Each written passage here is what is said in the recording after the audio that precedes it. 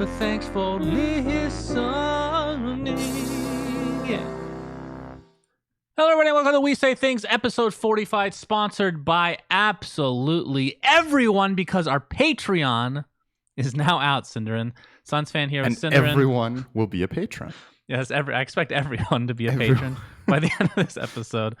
How's it going with you? We'll talk about our Patreon in a second, but first I need to hear about you and your life and your health through these difficult Shannon, times. you won't believe this because I actually did show up a few minutes late today for the podcast. I went to bed so early yesterday. I haven't gone to bed that early this year, maybe in half a year. Wow. I went to bed at like 10 p.m. and I usually go to bed at 2 or 3 a.m. because I got really tired at 6 while streaming. I like half fell asleep while watching a game. Wow, that's great. So I missed some stuff. And then I was starting to feel like a bit sick. stream. So I was like, I should probably really go to bed and try to break my sickness on its way up. And I think I did. But we'll have to wait and see for the next few days. Maybe that'll be a really exciting segment next week. Yes. So if you'd like this segment, died. You guys can pay us to never have it again. No, just kidding. What's the most you've slept in the last year? The most amount of hours in one night. Yes. Today, I think. Which was how many? I probably slept a grand total of 11 hours, I think. That's the most. Which is a lot for me. Yeah, that is a lot. I sleep 7 to 8 hours usually nowadays. So. Okay. Mine is probably 13 hours. I think I was really tired one day. That's pretty crazy. Just quite tired. I haven't slept 13 hours since I was, I don't know, in high school, and I did a LAN where I didn't sleep for like 36 hours or something. Well, yeah, it's usually after I pull an all-nighter or something. That's when I think it goes down. Yeah. Okay. Anywho, like we talked about, our Patreon is out. It's patreon.com/WeSayThings. We can just go over the tiers and the ideology behind the Patreon. I think I'll quickly explain what Patreon is, because I'm sure some of our listeners or viewers haven't heard about it or don't know it. So basically, Patreon is it's a patron system where you, as a viewer or listener or supporter, whatever it is, you can go and you can choose to support us by paying an amount per month. And then there's different tiers that you can use depending on how much you want to contribute and what you want in return. To help us out, make this podcast and support us in whatever way you like or can or prefer or whatever it is. This is the way for you to do that. So yeah, like Shannon said, the link is patreon.com/WeSayThings, and then I think we're gonna go over the tiers right now.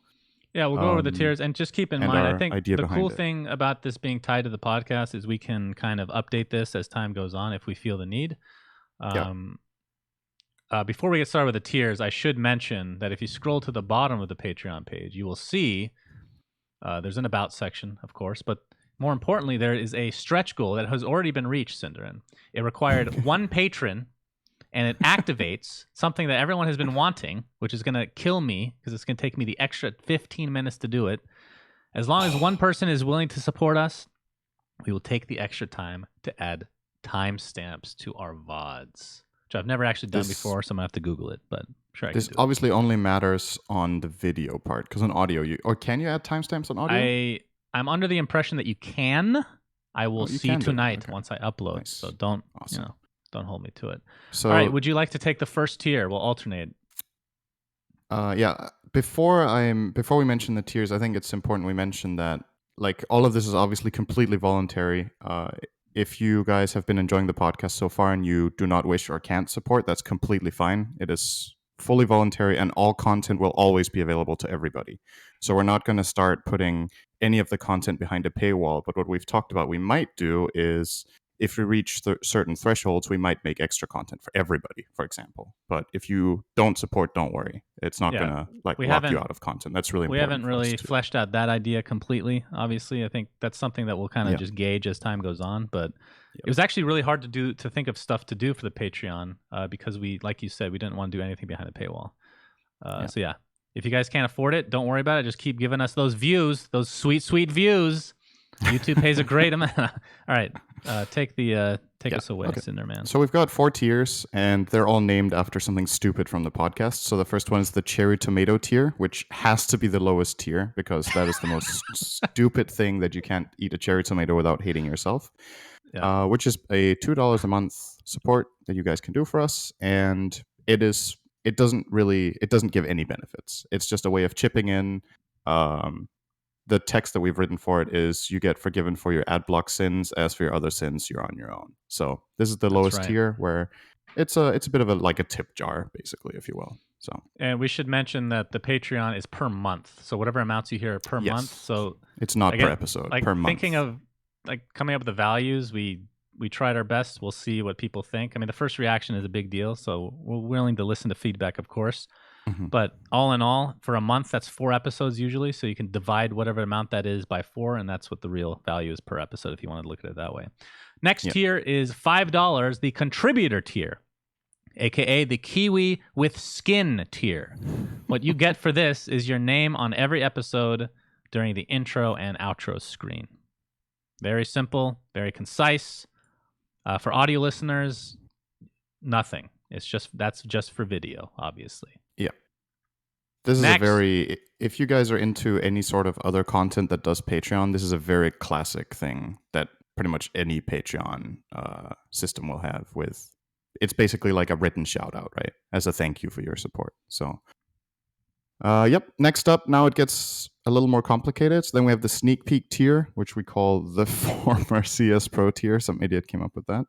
I'm not going to name any names, but you can take a guess. Which is for $10 a month. You obviously get all previous rewards always for any higher tier. And then the additional stuff you get is you get a sneak peek. So we have an outline for every episode. You get sneak peek access to our outline, so you can monitor and see as we update what talking points we'll be talking about during the week. So you can be prepared for that if you think that's interesting, to get that sneak peek access over everybody else. We'll have a private Discord channel where you can suggest and discuss topics for the show directly to either of us or both. And then finally, we're going to start a new segment on the podcast now called the mailbag question segment. And you can contribute to that one. And if you get chosen, you obviously get credit for your question. This one is with Discord integration. So you obviously need Discord to get the benefits from this. But yeah, that's the former CS Pro tier. And now, Shannon, you do the whale tier. Yeah, well, that was, I don't even know if you mentioned the price. That one's $10 a month, by the way. I think I said that in the start. Okay, just in case Synderen didn't say it, $10. But yeah, like Synderen said, the outline is something that I update pretty much anytime there's news that pops up that I need to remember to put on the podcast, I update it. So it's like an entire week process that goes through into making that. Gradually changes. For the mailbag question segment, since we haven't done it before, I feel like if there isn't any good question for the week, we're not going to do it. So it's kind of dependent on questions. So it's on you guys to ask actual good questions. And if you watch this podcast, you know we're like really picky with what we talk about. It needs to be really good before we're going to talk about your question. If I'm not only talk about really good stuff. I actually would love help for topics on like really crazy stuff, like meaning of life type deal, right? Just stuff that isn't related to anything that we're talking about. I would love that. Aliens. More aliens would be great. Aliens. All right. The last tier, which of course, if you've been following the podcast at all, you know what it's going to be called. It's the personal shout out tier, aka the In Bruges tier, which Synderen can never be a part of until he watches In Bruges. It's for $30. You get all the stuff that we already talked about. Plus, your name on the credits is bigger and golden, much more flashy. And you get a personal shout out every single episode. We didn't really talk about this, but do you want to just scatter it throughout the episode? What did you have in mind for that, Synderen? I think we talked about either doing personal shoutouts in the beginning of the episode or in the beginning and end. I don't think we should do one every 5th minute or whatever. After every topic, we're like, thank you to this guy. This topic is sponsored by... Oh, that's not bad. Yeah. That's pretty good. I mean, it's a possibility. Yeah. So jokingly, we were talking about calling this the whale tier. We're aware that this is way higher than the other ones. And this is just, this is not what we're expecting many people, if few, to do. But yeah, if you really like the content and you want to support an extra way, it's kind of like, if you're familiar with Twitch, it's kind of like a tier 3 sub in a way. This is pretty similar to that, where you're like a big subscriber or whatever of the podcast. So if anyone chooses to do this, we're obviously really thankful for that. But yeah, the main part of Patreon support is always in the lower tiers, and we hope that it's something that is you guys feel like the content is good enough to support, or that the tiers themselves hold some sort of value. And as always, if you have any suggestions to make this stuff better, please go for it. But keep in mind that the goal of these tiers will always be to connect with the content we're already making. We don't want to make exclusive content that is not part of this. So if you guys have some sort of ideas that can contribute to the product we already have, we're very open to include that in other tiers to make them more appealing. But these were the initial ideas we came up with, at least. So, yep. So and we'll be evolving it over time. So thanks again for all your contributions, whether it's through the Patreon itself or by watching and supporting us that way. We appreciate all of it. All love, my friends. Okay, Cinder, let's continue with... We have a couple topics before we get actually started with the game section. Blake Martinez, if you guys don't remember, was a guest a few weeks ago. Something that he was kind of talking about during the episode was becoming a free agent and potentially signing with a team. Well, that has become official. We thought that you guys might be interested in just knowing that. He's no longer with the Green Bay Packers. He is now with the New York Giants as he agrees to a 3-year, $30 million contract. So congratulations to Blake. Well-deserved, my friend.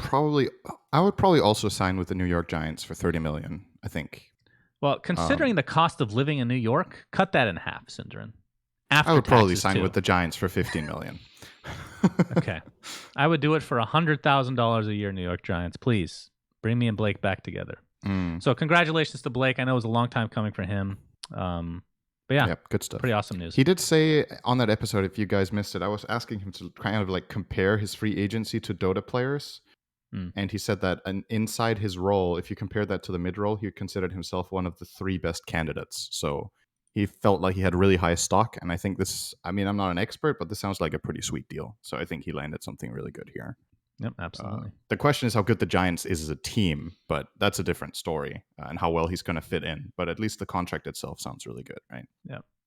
So, I have no idea how good they are. Good stuff. Congrats to Blake. Watched the football. I barely watched the football this last few years, but we'll see him soon enough, I'm sure.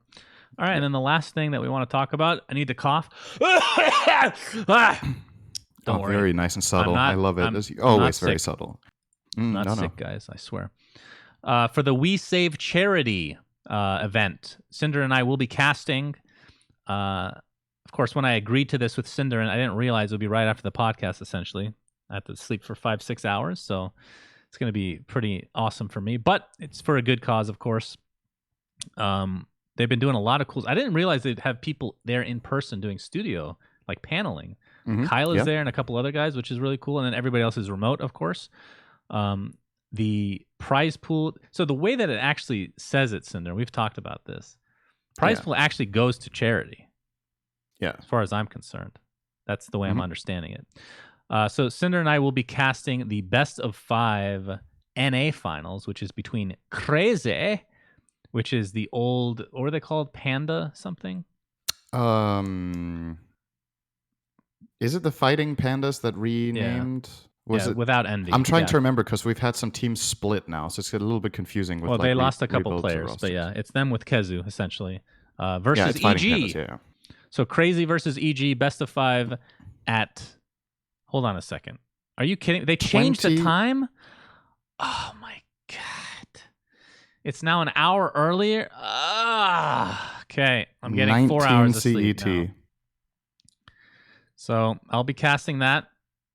A best of 5. You sound like you're gonna die. So here's the thing. Here's the thing, Cinder. When we agreed to do this, like obviously you and I can't align in terms of schedules.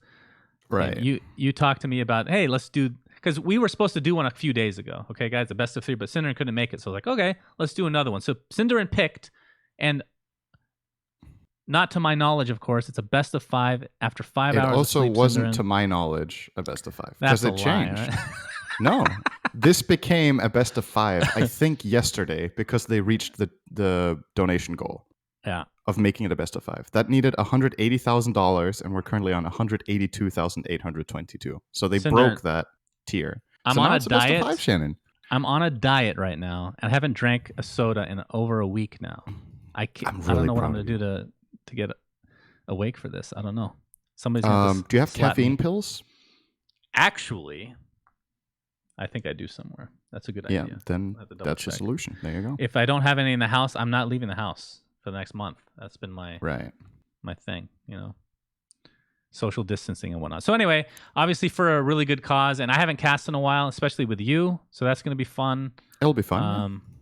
EG versus Crazy. I'm sure there'll be some throwing both ways. It's going to be, a fun show match, if nothing else.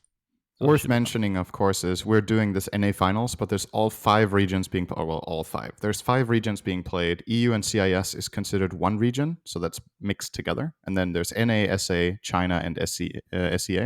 Mm-hmm. Yesterday, Secret played against Nigma in the Europe division, which had a really fun game 1. I would recommend people check that out if they didn't see it. Outside of that, SA, I think I watched a little bit of Furia getting kind of run out. I don't want to spoil too many results in case you guys haven't watched the games. But yeah, the teams and the patch in general seems to be very fighting focused. So Dota is pretty entertaining to watch right now, especially casually. It doesn't seem as deeply strategic and a lot more about fighting. Part of it might also be because, it's for charity. The teams want to put on a good show and be entertaining. So this is a great way of watching your favorite players and supporting charity as well. If you can chip into that, we'd definitely recommend it. So the proceeds, I believe it goes to, I don't know if they disclosed, right? It goes between CEPI and Global Giving, which are 2 of the funds that are helping out with the coronavirus right now, with helping out people. So really good stuff. And yeah, there will be games. We're reaching the final stage now. So whichever region you're in, whenever you listen to this, there's probably a game or 2 while you're awake and at home, possibly. So you can find some sort of game to watch. So you should try to check it out and watch some of these games.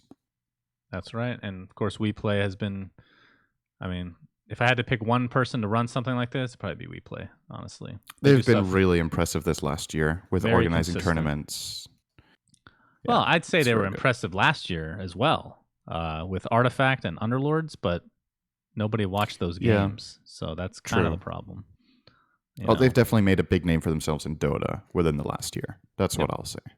For sure. The Book of Elminer, they're like on the short list of organizers that will run bigger stuff next season, I'm pretty sure, based on what they've shown. So, all right, very cool. Let's get started with actual news. So this came out about 5 hours after the episode, maybe even less, was posted. But 7.25, we were asking in that episode, I believe, if the patch would come or not. Yep. And it came with a vengeance. So instead of doing an entire patch review, since there's a ton of them out there, I figured we just pick and choose things that we think are important or just interesting to talk about. So I'll start with the all pick change, which is I'm loving it personally. So all pick hero picking has been reworked. It now has 5 rounds. Each round, Radiant and Dire pick 1 hero, each at the same time, and the selections each time makes it hidden until the next round. If a duplicate pick occurs, the player who picked it second will be given some extra time to select another hero. I feel like you suggested this like 6 months ago. Is that possible? Or am I thinking of somebody else? I suggested it for last pick. I think I suggested we change all picks so that we keep the current format, but then instead of there being an overall last pick, we would have 1, 2, 2, 1, 1, right? So both teams would have 4 picks with 1, 2, 2, 2, 1, 1. And then the final picks would pick at the same time blindly. And if they pick the same hero, it will be banned, I think was my suggestion, or something like that. So something similar. That made it more fun, actually, with the ban. That's true. I don't remember if that's exactly what it sounds like. That was what I was thinking back then. But yeah, this simultaneous picking is really good. It very much eliminates that last pick advantage, which has kind of been plaguing. The higher the level of the game is, the more that last pick plagues the game. But it's not only true there. It's also in the lower brackets, especially if it's a game with, let's say, a Smurf or even like in any bracket, honestly. Last pick, some people just have a small hero pool that can be exceptionally good in the right game, like a last pick Meepo or last pick Huskar or whatever. And it's just, or Broodmother, and it's just frustrating a lot of the time for the other team where they're like, oh, we didn't pick any counter. Now this guy has like a 70% chance of winning the game. And, you don't really want that from a design perspective, in my opinion, to make games that lopsided based on a last pick. outside of competitive Dota. Competitive Dota is a different beast. I think Well, they made some winning on changes to that draft is too. way more. They did. We can segue into that actually. So Captain's Mode Well, used to okay. have Go ahead. yeah. So Captain's Mode used to have 3 bans in the first phase, 2 in the second phase, and then 1 in the last phase.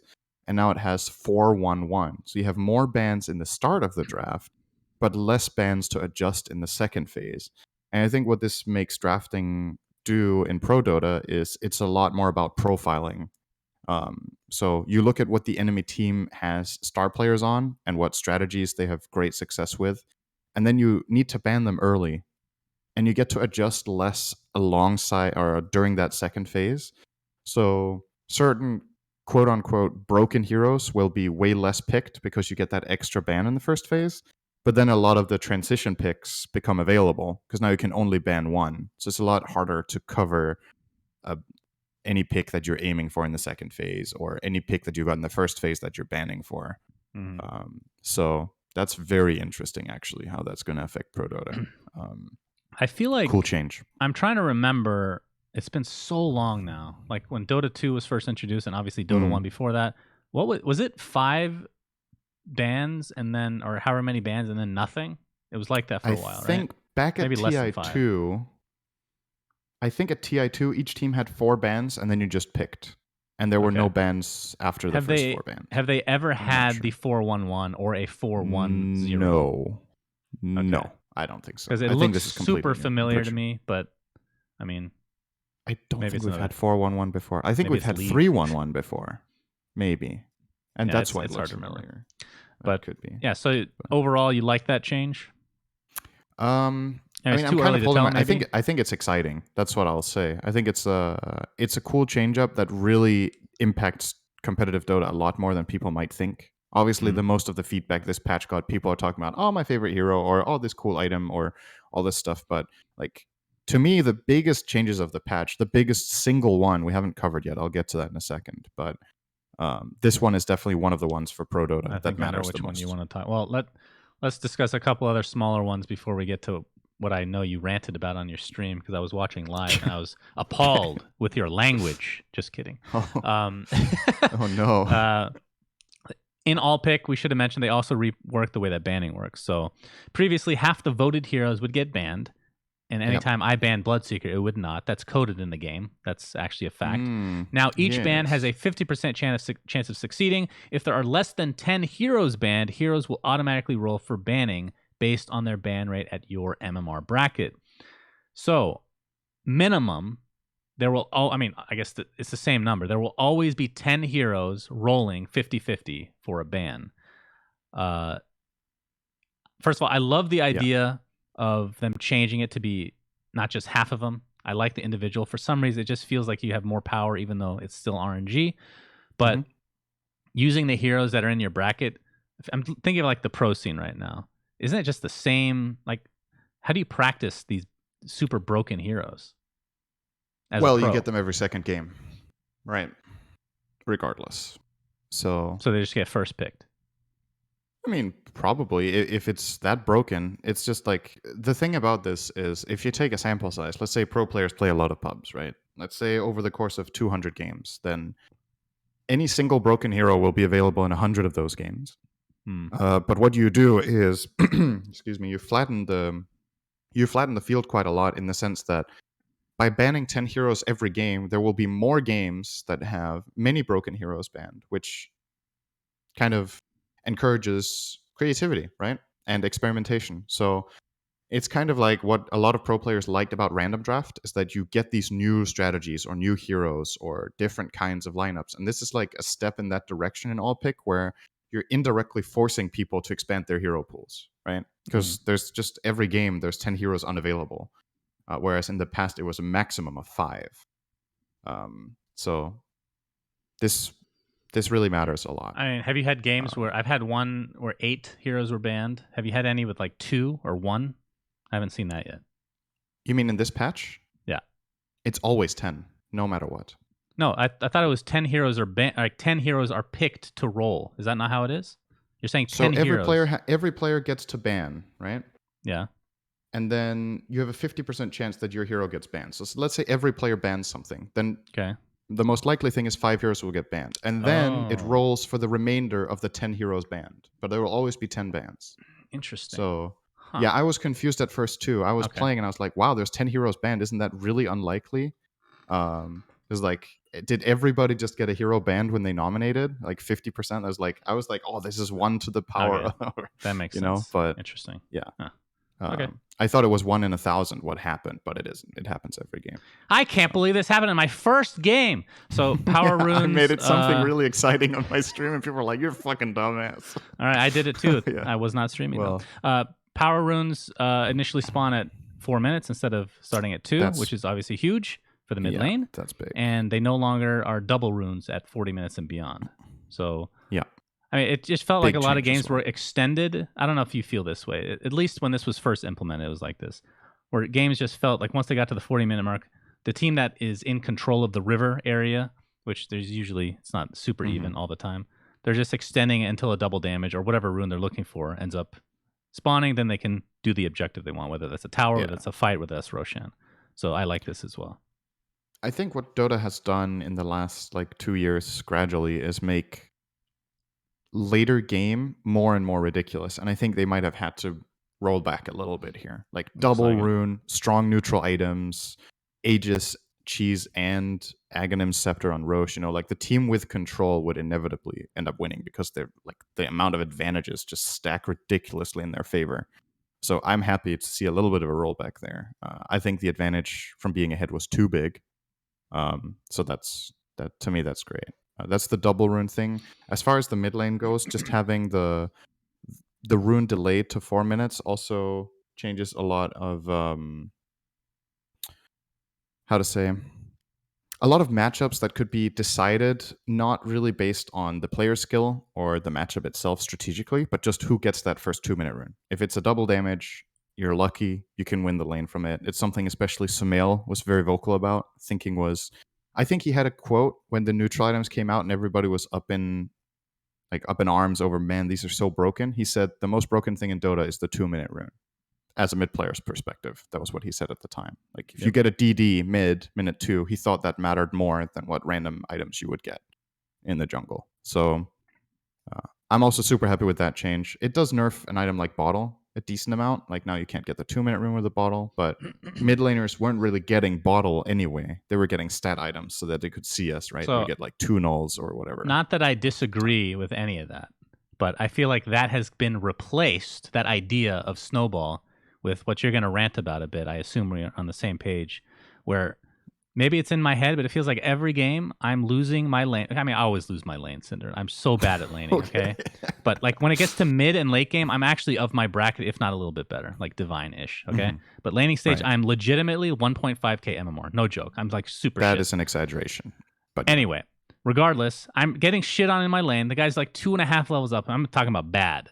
Gets ganked once. I'm ahead of him. The game, it feels like the laning stage doesn't matter anymore. You just gank the guy. All right, we're back in it. Whatever, doesn't matter anymore. Right. So tell us about this change. Right. So in the previous patch until 7.25, we had the way kill gold, and this gets a little bit complicated here, guys, especially if you don't have any visual aids, which you don't because we don't give you that. So pay attention. I'll use my hands. So in the old patch, the way you got rewarded AoE gold when heroes got killed was a factor of how many heroes were killing the hero, what level they were, how far ahead or behind they were, how much net worth they had. Whereas now, the only thing that matters is how much net worth they have and how many heroes kill them. So the way you calculate AoE gold from a kill is infinitely simpler, which I'm a fan of. I think the previous one was maybe a little bit too complex. I don't know if this one's too simple, though. So the new formula, you get AoE kill gold, you get 50 flat gold for killing a hero in AoE, plus their net worth times 0.03, so 3% of their net worth, meaning a 10,000 net worth hero gives 350 AoE gold. It gives 50 plus 3% of 10k, which is 300, divided by the number of heroes performing the kill. So if you have 5 heroes killing a hero with 10,000 net worth, you each get 70 of the AoE gold. Now that's the AoE component, which is very much simpler. Here's the tricky thing now, where we get into what I've been ranting about, and which I'm very passionate about this not being very good. Hold on. Before you get started, Can you be as angry as possible when you say this? Okay. Yeah, you look really happy and you're complaining. I need you to be very angry right now. Okay. No, man, I can't do that. I still need to get to TI. So okay. So No, I don't think that's a problem. So the sprees. Here's where it gets kind of insane. I'll be in angry many for ways. you. Okay. So I'll the just do kill sound effects. streaks. When you kill someone, depending on what kill streak they have, you get a bonus. And that has always been the case throughout all of Dota history that I can remember. If you end someone's killing spree or if you end their dominating streak and so on and so forth, the stronger the streak, the more gold you get. That is fine. But the numbers have been bumped up heavily to a point now where getting a killing spree can genuinely be detrimental to your chance of winning the game, which is very counterintuitive in many ways. You want to try to strike that balance where getting a hero rolling and getting them a streak is good because that means they're getting rich and they're getting really strong in the game. But it's like that balance where you don't want that one death for them to cost so much. So here's a mathematical example. Let's say you're playing the numbers, let's mention them. They've been bumped up. The lowest kill gold bounty streak went from 60 to 200. That is the killing spree bonus you get for killing a hero. It used to be 60, now it's 200 on killing spree. Beyond Godlike used to be 480, now that's 690. I'm assuming these streaks are more or less, they're not fully linear in growth, because that's not mathematically possible, but something close to linear, I think, on the way from killing spree to Beyond Godlike. And then the experience gain went from a scale from 400 to 1800 to now 500 to 2040. Where I would argue that the old 400 was even too high. And the thing about these streaks is that they are not sensitive to the time of the game. That's what's really important to understand here, is that these are fixed numbers. They don't scale with game time. So, okay, I'm going to drink a bit, Shannon, because I need to keep talking a lot. All right, I'll just rage for you in the meantime. Fucking shit! God damn it! I hate it! You're like the best sidekick ever. Okay. All right. So let me give you an example. You're playing a lane, and you're Suns fan, so you're really bad in lane, and you get killed 3 times by the enemy carry. Their carry now has a killing spree. He's level 6, you're level 4. You're like, fuck, man, I'm losing my lane real hard. But fortunately for you, the carry got all the kills, so now he has a killing spree. So if you somehow manage to kill this guy, you will get a flat 500 experience and 200 gold. Mm-hmm. If anybody ganks your lane and you kill this carry, the amount of gold and experience you get can swing the balance so much that you went from losing on experience to being ahead. I had an example the other day, actually. I was playing Mars, and I think I had a killing spree or a dominating streak against a Morphling. I was 1,000 net worth ahead. I checked the replay. I was 1,000 net worth up, 1 level up. I get ganked by their mid laner, and they kill me together, those 2 heroes. The Morphling now overtakes me in experience. He's still behind on net worth, obviously. He doesn't get 1,000 gold. But he goes from losing the lane to being strong enough to sustain and even win it against me from 1 kill. If I didn't have a killing spree, if I had 2 kills and got ganked, the Morph would have got so much less experience that I could come back to the lane and be even or even ahead. That's how much it mattered. So in that moment, I was like, damn, I wish I didn't get these kills. I wish my support got them. And we're kind of getting to the point where the amount of experience and gold you get from these streaks is so ridiculous that I think in Pro Dota, I'm not joking, I think in Pro Dota, sometimes a player will get 2 kills and they will go suicide to a tower. I actually think that's where we're at right now. If they're starting to understand the impact this has on the game, a lot of the time dying is a good play. I don't like that design-wise. I don't like it, and I think there's a pretty elegant solution to this that if isn't that happens, being used. Though, if that happens, they're just going to change it, right? Like right, if somebody but I think it. you can take it before it happens. Like you can take the problem on the way. Give me up. the fix. Let the experience and gold scale with time instead of making them be fixed amounts. This 500 experience for a kill spree is insane minute 5, and it's almost nothing minute 50. You know what I mean?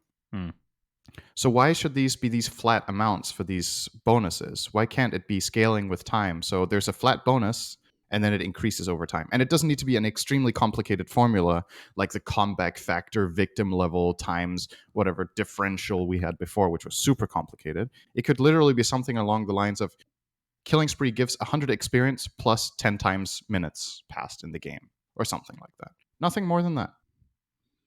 Then getting a killing spree early and getting killed doesn't like fuck your game up. And getting a killing spree late in the game and getting killed is suddenly more rewarding because now you killed a killing spree hero in the late game, which should, arguably gradually matter more because it's later in the game. They should be more rewarding to break. Right.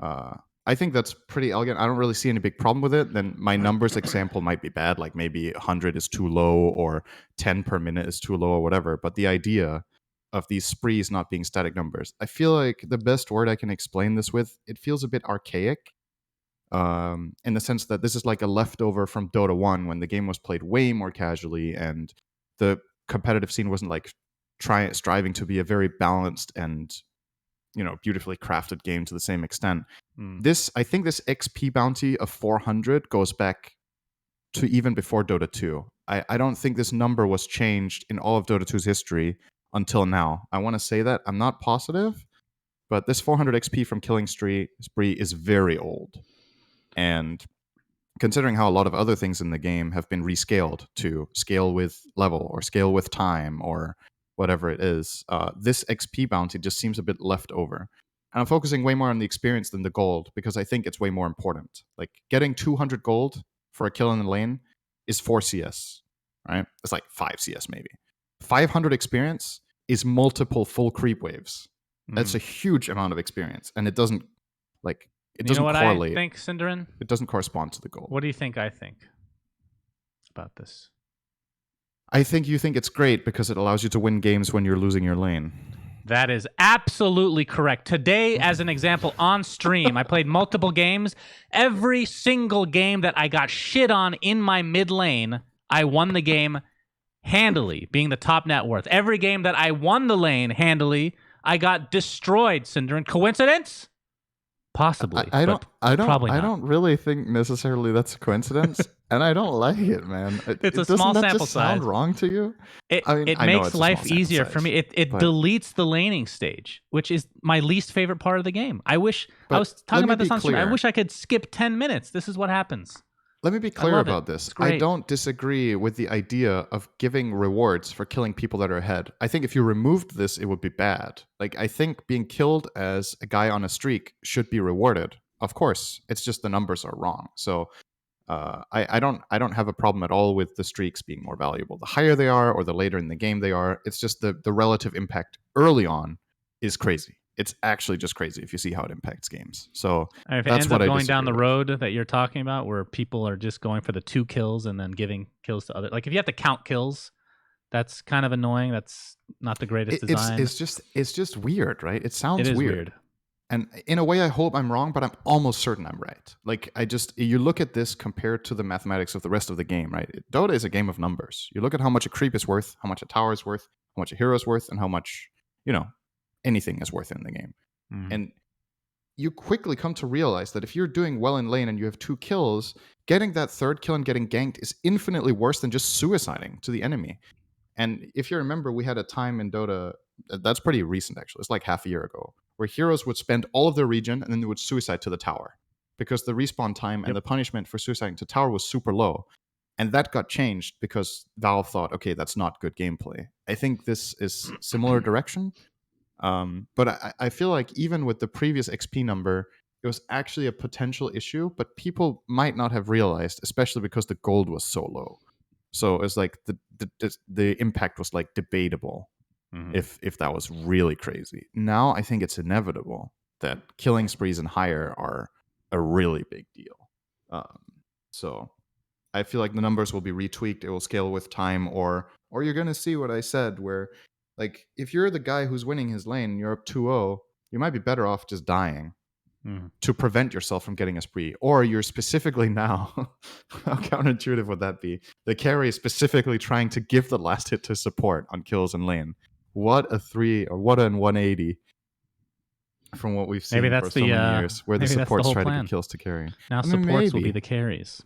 Maybe, but it's I'm not a fan. So other things we can quickly discuss. Drop rates for tier 1 neutral items have gone up. It's actually very noticeable. It could be placebo, of course. I want to talk about this one. Fountain attack damage increased by 25 from 275 to 300. Can you give me a good, I'm not talking about a good reason why this is not 1,000 fucking damage, the fountain? Why does it need to be diveable for the 0.1% of games where it matters for pro games. You know how many games people get stuck in the fountain and are fed fountain farming? This has happened to me a few times, as you can tell. I once had a game, Cinderin, literally in the fountain for 25 minutes being farmed. That's fucking stupid. It should have multi-shot. It should crit. It's maybe like the Ursa passive where the more damage with each hit. That way you can dive real quick, get a kill, and come back out. Fucking buff the shit out of the fountain. Why does it only do 300 damage? That's nothing. Have you seen Mars go in? He can stand in there with almost no items and be fine. Jesus. What if the fountain had knockback? Yeah, that whatever. Anything. I'll take literally anything that isn't a 25 increase in damage. Maybe times 10, then I'll be okay with it. Anything, please. Fountain farming is the worst. And the only thing I've heard from pro players... I 100% agree. Fountain farming is terrible. Okay. Yeah, fountain farming is terrible, of course. It doesn't really happen in the games that I can't remember that ever happening. Of course in not, games, because you're not dog shit at the game. I'm dog shit, and it happens to me sometimes, okay? You guys need to cater to shitty players sometimes. That has to happen every now and then. Please, Ice Frog, for God's sake.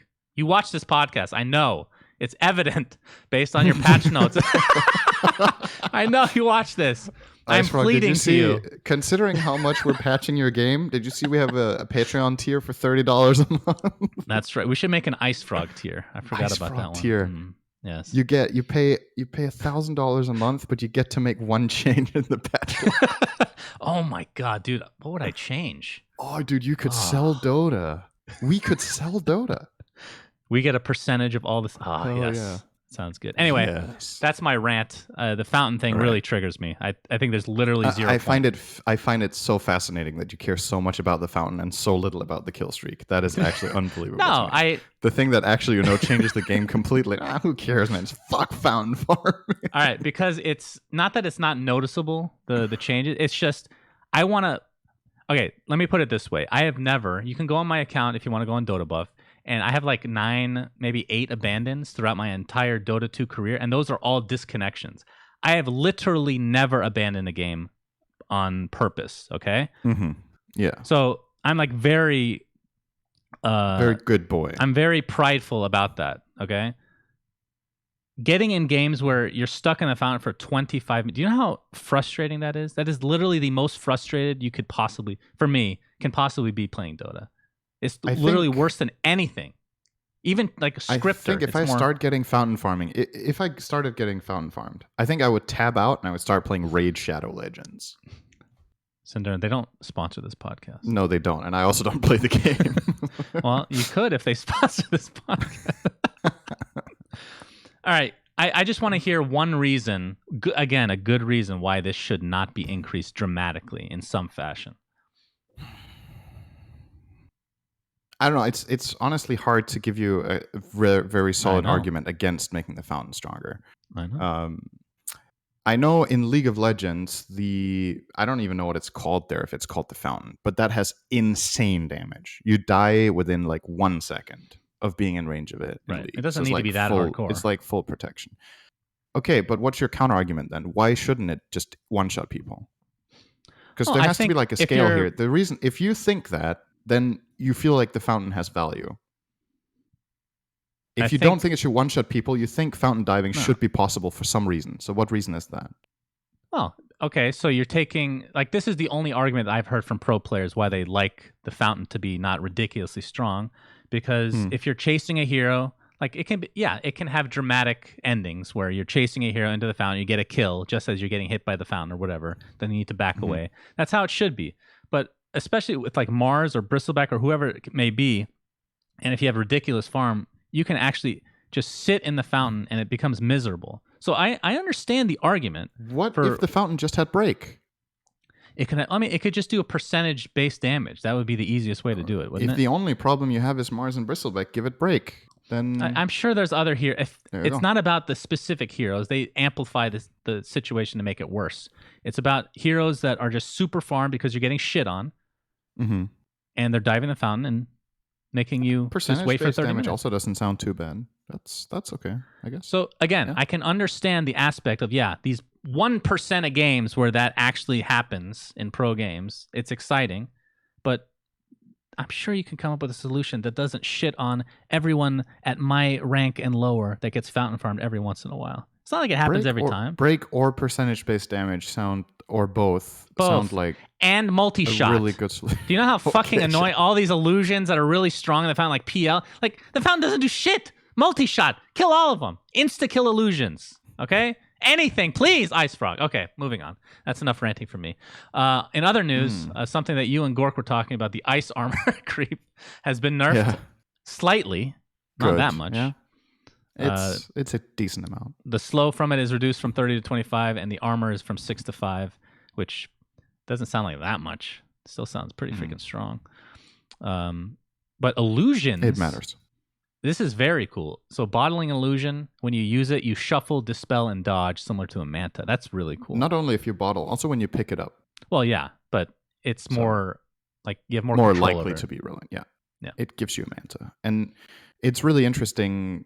This gives a lot of. It's pretty obvious. The counterplay potential Illusion Rune gets is very cool. I think Illusion Rune for the longest time has just widely been considered, for the most part, the worst rune in the game. Like, there's like very specific heroes that it was good on, like Aghs. Then you could cut waves with the illusion having counter helix, or getting it on a Radiance hero, or getting it on Anti-Mage with Mana Break. You know, it's like very specific heroes where it was good on, because they inherently just had illusion benefits.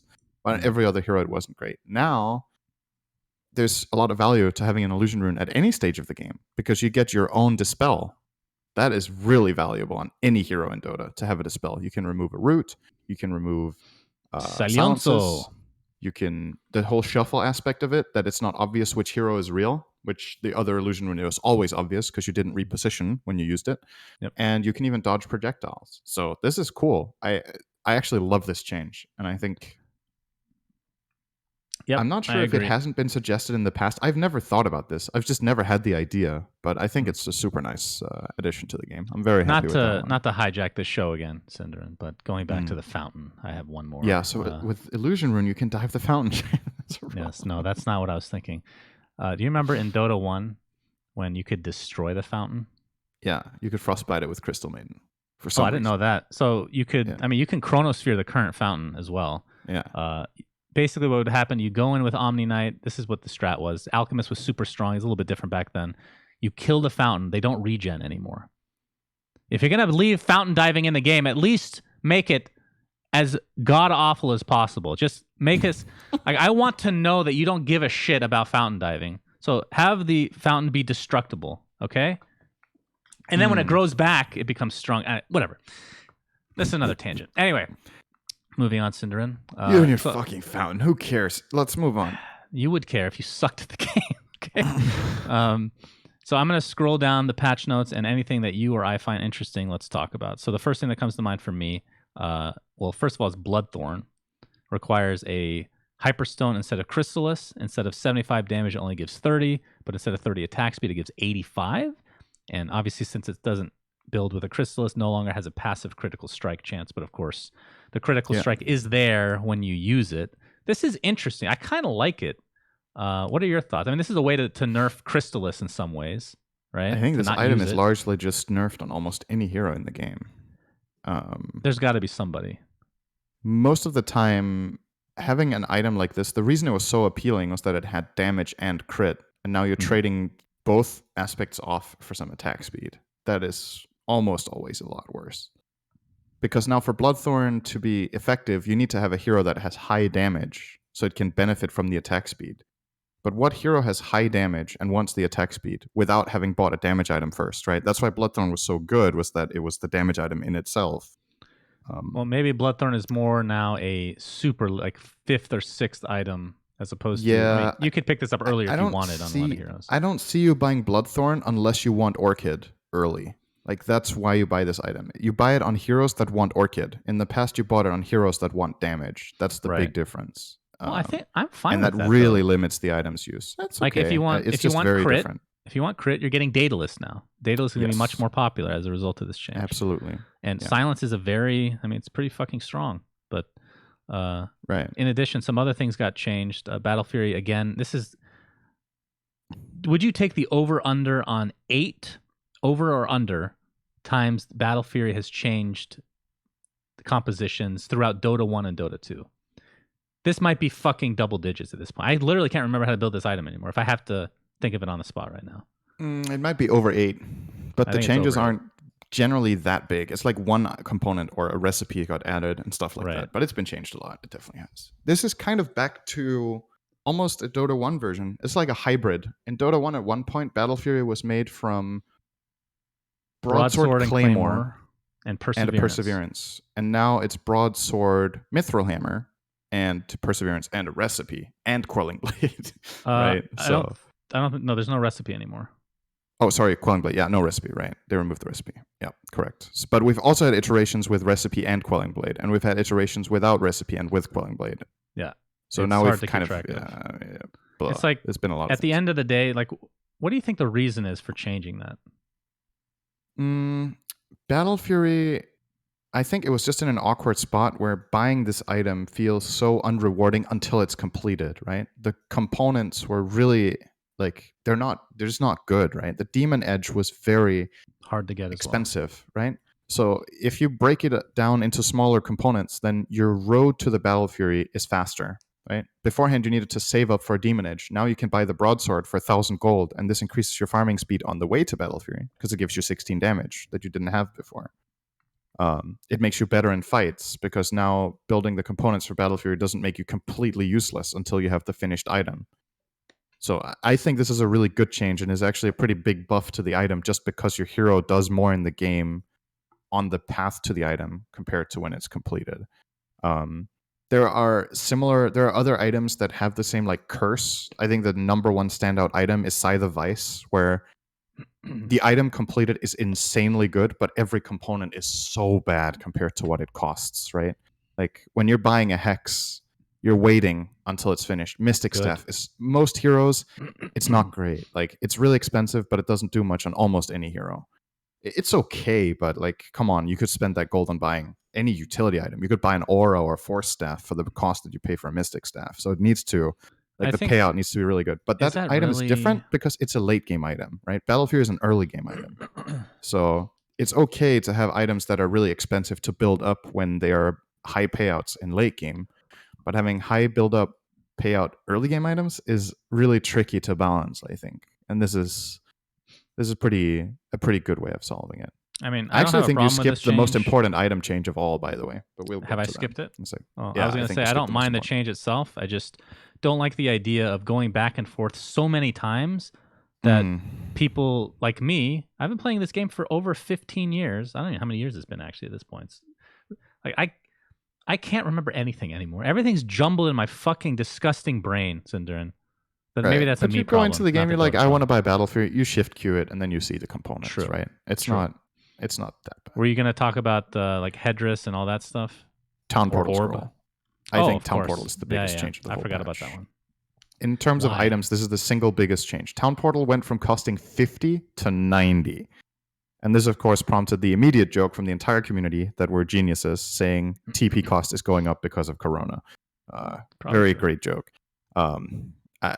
IceFrog is known to put in some memes in patches with like +1 armor or whatever. I don't think this is a meme at Corona. This isn't a Corona joke, are you sure? I'm pretty sure he wouldn't increase the cost by this much if it was meant to be a joke. It would go from 50 to 55. Tell me, then. Why was this change? Like you can loop this in with the Boots of Travel change, but exactly, because they go hand in hand. From my point of view, I don't like this at all. It just feels really fucking bad now.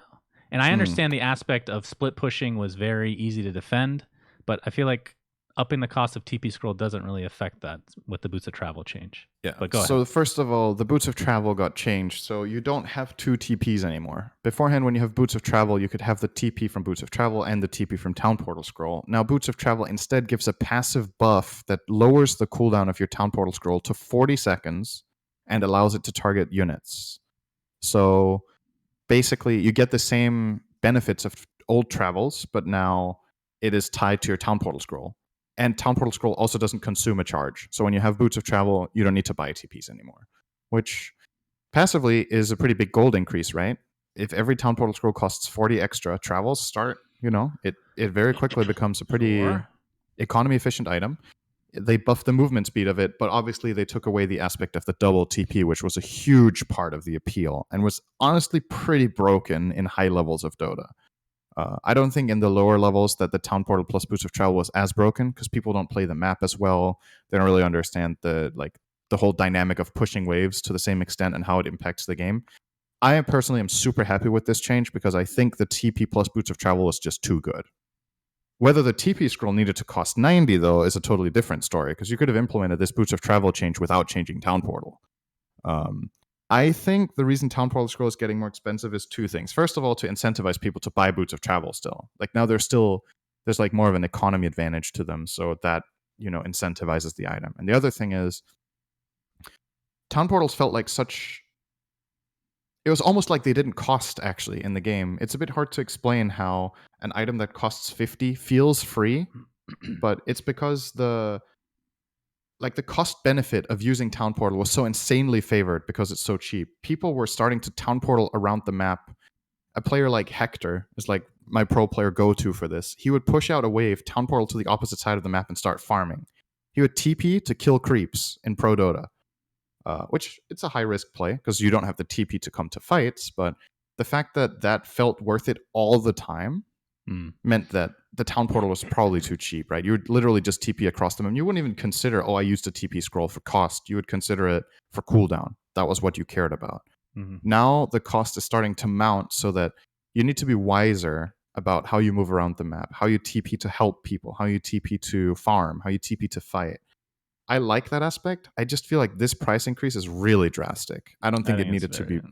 I think it could have gone from 50 really to bad. 70 first, or something, or just stay at 50. 90 is fucking expensive for supports. This is a big deal. This makes Trusty Shovel god tier, though. I will say, and it's the best neutral item in the game now, hands down. Trusty Shovel has a chance of digging up 2 TP scrolls. It's my favorite item to get in the game. I think. Wait, when I play right now. What do you mean 2 TP scrolls? It's a bundle of 2. Is it? I didn't know that. It digs up 1 bounty, 1 salve, or 2 TPs, or a kobold. When the hell did they change that? I must have missed those. I think it was always 2, wasn't it? Okay. I think it was a bundle of 2. And I thought maybe with this that they would nerf it to actually only dig up 1. I think no they should have wonder done I ended that, up with double-digit TPs today. Okay, well, there you go. It still digs up 2, right? Oh, it used to be 3. Chat is saying it used to be 3. Now it's 2. Okay. I have no recollection. It was 3 in the start. Holy shit. I think I blocked the first patch out of my memory just because I was not too happy with it. We don't need to go over a ton of this stuff. We can skip a little bit. We can very quickly do Headdress, Buckler, and Bassi because they were bought in almost every game and they still are very popular. They removed the 3 all stats part of these items and then they made the aura slightly better. So Headdress gives a bit more regen, Bassi gives a bit more regen, and Buckler gives a bit more armor, but all of them lost 3 all stats and then they are cheaper. I think Headdress is probably overpowered right now still, and maybe Buckler is too, but we'll see what happens. Almost every game that I play, minimum 1 lane starts with a Headdress. Sometimes both sides start with a Headdress, just because you get 2.5 regen per player in the lane nonstop for 375 gold, I think it is. That is insanely cheap. Do you think it would be as good if you could not upgrade it into anything? If it was a standalone? I think people would buy it anyway. Okay. Yeah. Which, in itself... So, I mean, it's fine to have small items that are really good like that, like Bracer, right? It's okay that there is an item that's crazy value. It's just this one is probably a bit too much on the upside right now. And I think it was a buff, honestly. Removing the 3 all stats, it kind of sucks for the hero that carries it, but you give more regen to your carry in lane now as the support. So for the carry, it's actually even better now that the support buys this. And the fact that it's cheaper by 75 gold means you can buy additional regen. You can start with a Headdress and 6 tangos as a position 5 right now. You make your carry's life very easy a lot of the time. The item's just really, really bonkers. Yeah, I'm pretty sure it'll get nerfed. Another thing that was changed, Nullifier is completely different now. Oh, yeah. No longer mutes enemies, so you can't, which makes me really sad. I love the idea of having Orchid and Nullifier and just dooming somebody. God, that's so satisfying. Instead, you have really weird priorities in this game. Like, how is that not dumb?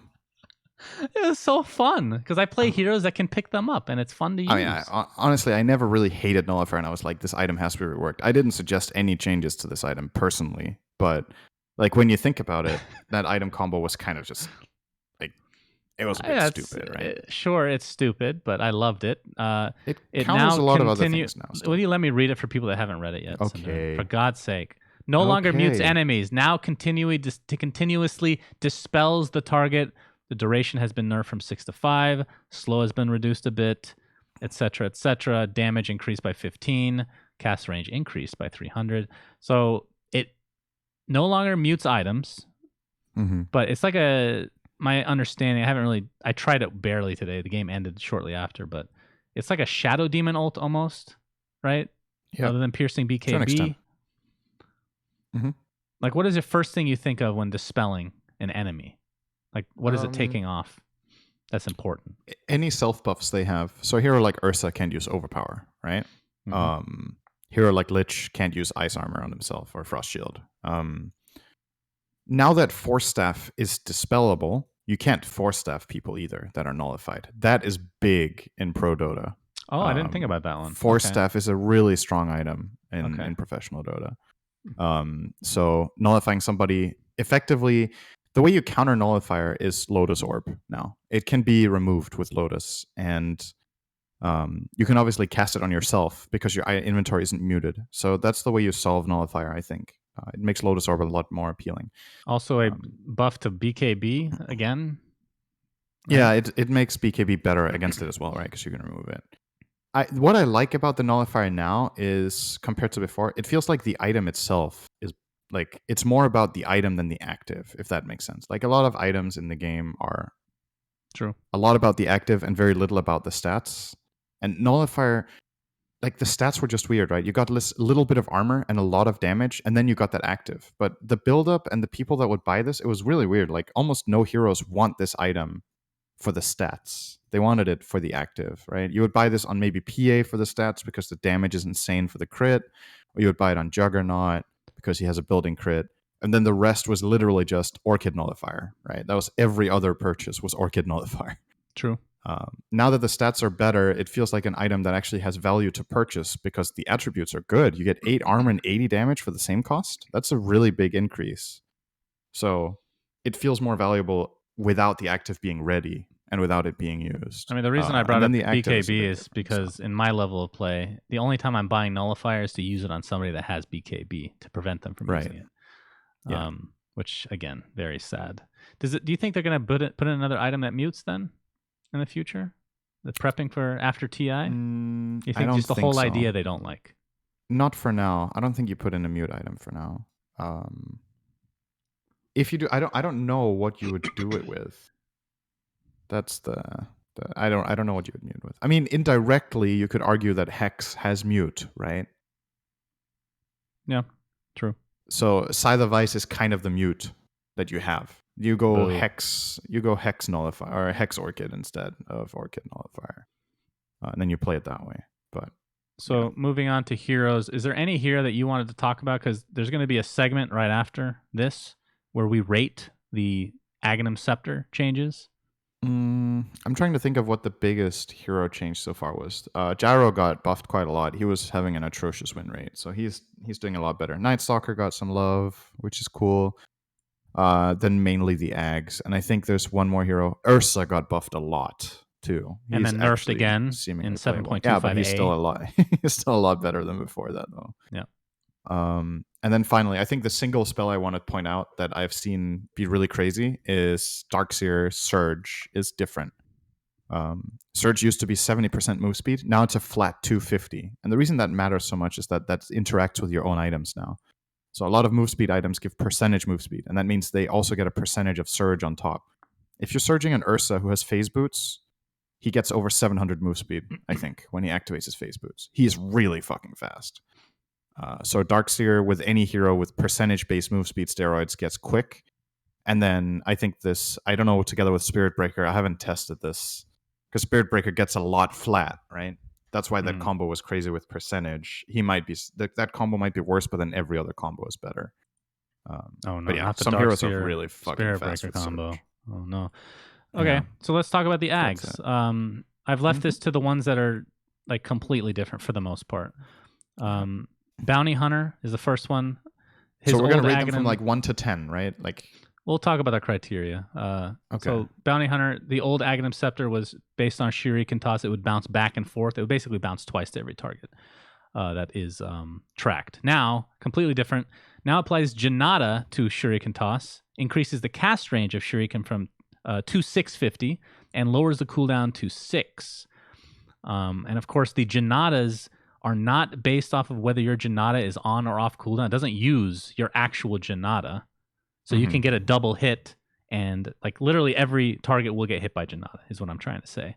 And it does stack with the talents that were slightly nerfed this last patch. The 65 extra damage at 15 for the Shuriken toss, and 65 gold for Janata at 20. So let's rate this. We're going to use my original Aghanim's tier list rating system. So you get this item for free. How good is it? 1 to 10. 5 is average. Let's first of all make sure that we understand the spell in the same way. So if you're tracked and you get hit by a shuriken, you take 160 extra damage and you lose 36 gold, right? Yes. Because it works exactly like Janata. So if you have a whole team tracked, you steal gold from everybody by throwing a shuriken, and you deal a lot of damage. That's what it does. Good. Okay. You get it for free. How good is it? I don't know. I feel like this item is a bit overhyped. I know a lot of people love it right now, but so fucking good. I don't know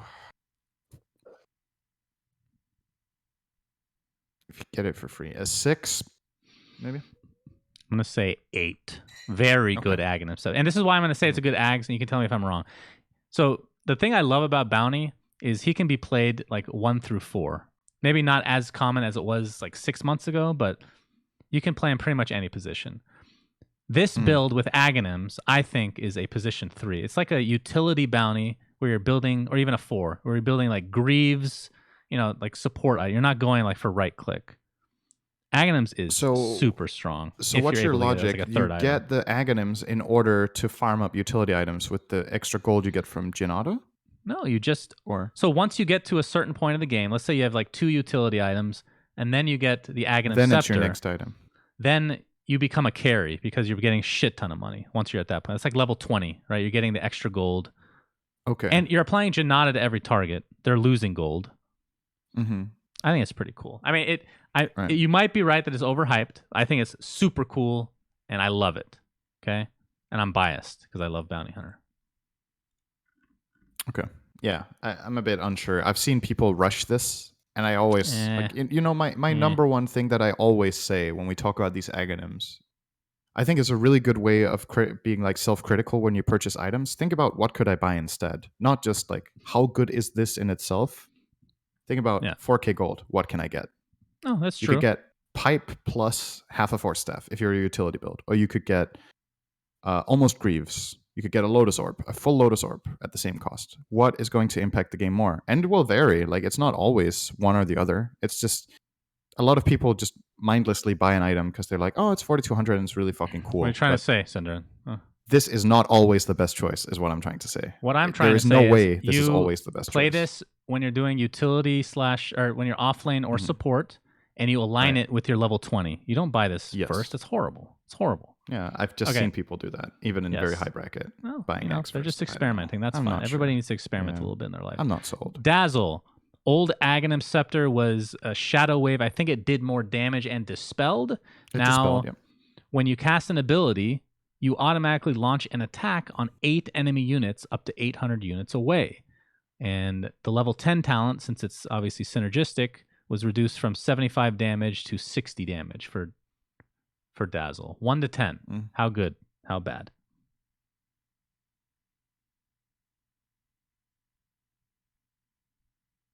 Eight. I'm going to agree. But I think it's only for core Dazzle. Am I wrong? Yes, of course. Absolutely. Okay. You don't buy this on support ever. So this is like mid. Is mid the only way you can play core Dazzle? That's the only time I've seen it. 3 Dazzle is good. Offline is good. Sure. For sure. All right. Wow, It's we another actually one of agree on those. this. You might actually buy this item first when you want it, just because your level 10 talent is extremely impactful when you get it, Yeah, right? You get 60 damage for free on level 10. So if you get a fast Aghs, your damage output in team fights, you have multiple spells that are pretty low cooldown. So Shadow Wave is 8 seconds, and Poison Touch is 18, and Grave is 18 before the bad juju reduction. So at the time you get this Aghs, let's say you're level 12, you will have bad juju level 2, which is a 38% cooldown reduction, making your Shadow Wave less than 6 cooldown and making your Poison Touch around like 12 or something. That's a really big damage increase in fights. I think this item is pretty cool. I'm not sure if you buy it first, though. It might still be something where you like take a slightly different approach with like the build-up. But supposedly, from what I can see as well, you automatically launch an attack. This should synergize with orb effects, too. It's like if you have the Orb of Destruction, everybody gets orbed when you cast a spell. That's also really strong. Isn't orb garbage now? That was horribly nerfed. Orb of Destruction? I think it's still really good. Oh, Orb of Destruction. Sorry. I'm at the Orb of Venom I was thinking of. Right. Yes, Orb of Venom is still good, too, on some heroes. Okay, next. We need to flip-flop, by the way, so that I don't copy off of you. Juggernaut. Okay. Rework Scepter. It used to... Wait, don't tell me. I mean, didn't it? It just used to increase the slash time. Isn't that it? And lower the cooldown. Lower the cooldown. Is that the same? Yeah. They didn't change it since then? Since now? Don't think so. Okay. I feel like... Yeah, I guess not. It now grants Swift Slash. Performs a mini Omni Slash that lasts 0.8 seconds. Cast range 650. Cooldown 15. Mana cost 100. I've tried this a few times, and I genuinely cannot tell if it's good. I think it's good. I'm going to give it a 7. Okay. But it's like a third item. At least third item. Maybe fourth. But so you said we had multiple criteria, and then it was you get it for free. What was the other criterion? What do you mean? Are we only rating it on that criterion? You get it for free. No. You get it for free. I'm just mentioning my games. No, you said the criteria that we're rating the item by. Then you said the first criterion is you get it for free. How good is it? Is that the only thing we're rating these on? I can't remember. You get it for free? I'd have to go on sunsfan.gg and check out my... I don't remember my own criteria at this point. All right, whatever. It's fine. Because to me, it makes a huge difference whether I get this for free or not. I wouldn't buy this item. Okay. I just wouldn't. But if I get it for free, it's pretty decent. Like, all right, so you would never buy this item? You don't think it would ever be good on Jug? 6th, maybe. It's one of those 6th items, or something like that. Because like maybe really specific games where there's some amazing outplay potential with the dodging aspect of it, like avoiding certain spells or ultis. Like imagine you're playing against Tidehunter and you have the foresight to dodge Ravage, for example, or whatever it is, like this kind of idea. But you already have Blade Fury for stuff like that, so I think it's better than you're saying. Honestly, I think it gets better the later the game is, because then your damage is crazier, right? But I think the cool thing about it is, especially in the earlier cooldowns of Omni Slash, you can use it to kill a support, and if you kill them in that slash, they won't even know if you use your Omni Slash. That's another little mind game you can play. But is it the exact same sound and animation too? I haven't seen it in game. Yeah, to my eyes, it looks exactly the same. Okay. It seems pretty... I mean, you need items first, obviously, but I like it. The cast range is a pretty good aspect that I didn't think about. 650 is long. I don't know what Omni Slash is. It's like 300, I think. I mean, if you get like a Mask of Madness and use it during it, I mean, it's only 0.8 seconds. Maybe that doesn't then you can't ulti after. You silence yourself. You can double ulti, whatever. Okay, so Mars, this is your hero. I didn't even rate it, Shannon. But that's cool. I don't have to. I thought you did. No, I didn't rate it yet. You said you would never buy it, so I stopped listening after that. Yeah. All right. What is it? I don't know. Let's say a 5, because I'm really uncertain, honestly. Okay. I'm a little uncertain as well. Yeah. Mars, God's Rebuke, Scepter now always lowers the cooldown rather than just during Arena of Blood. And the Scepter cooldown, instead of 1.4 during the arena, is now 3.5 always. So you remember we discussed this Aghanim Scepter, and I hated it. I never liked it. I don't like Aghs that only work during certain periods of time. I feel like you don't get your money's worth. If you get stunned or something, then why did I buy this Aghs? It's a waste of money most of the time. It was really fucking good before. Yeah, you keep saying that. It was good. Yeah, I like this Aghs way more than before. How about you? As in, you think it's better or you prefer it? I think it's better. I mean, it's more consistent. Okay. Of course. Yeah, I think it's way better.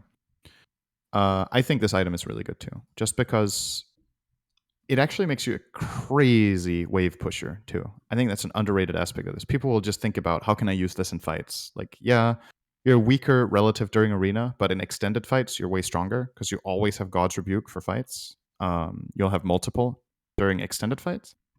And when it comes to split pushing the map, you just have this ready all the time. You can just go and push waves with God's Rebuke all the time. So I think the main issue Mars runs into with this is mana.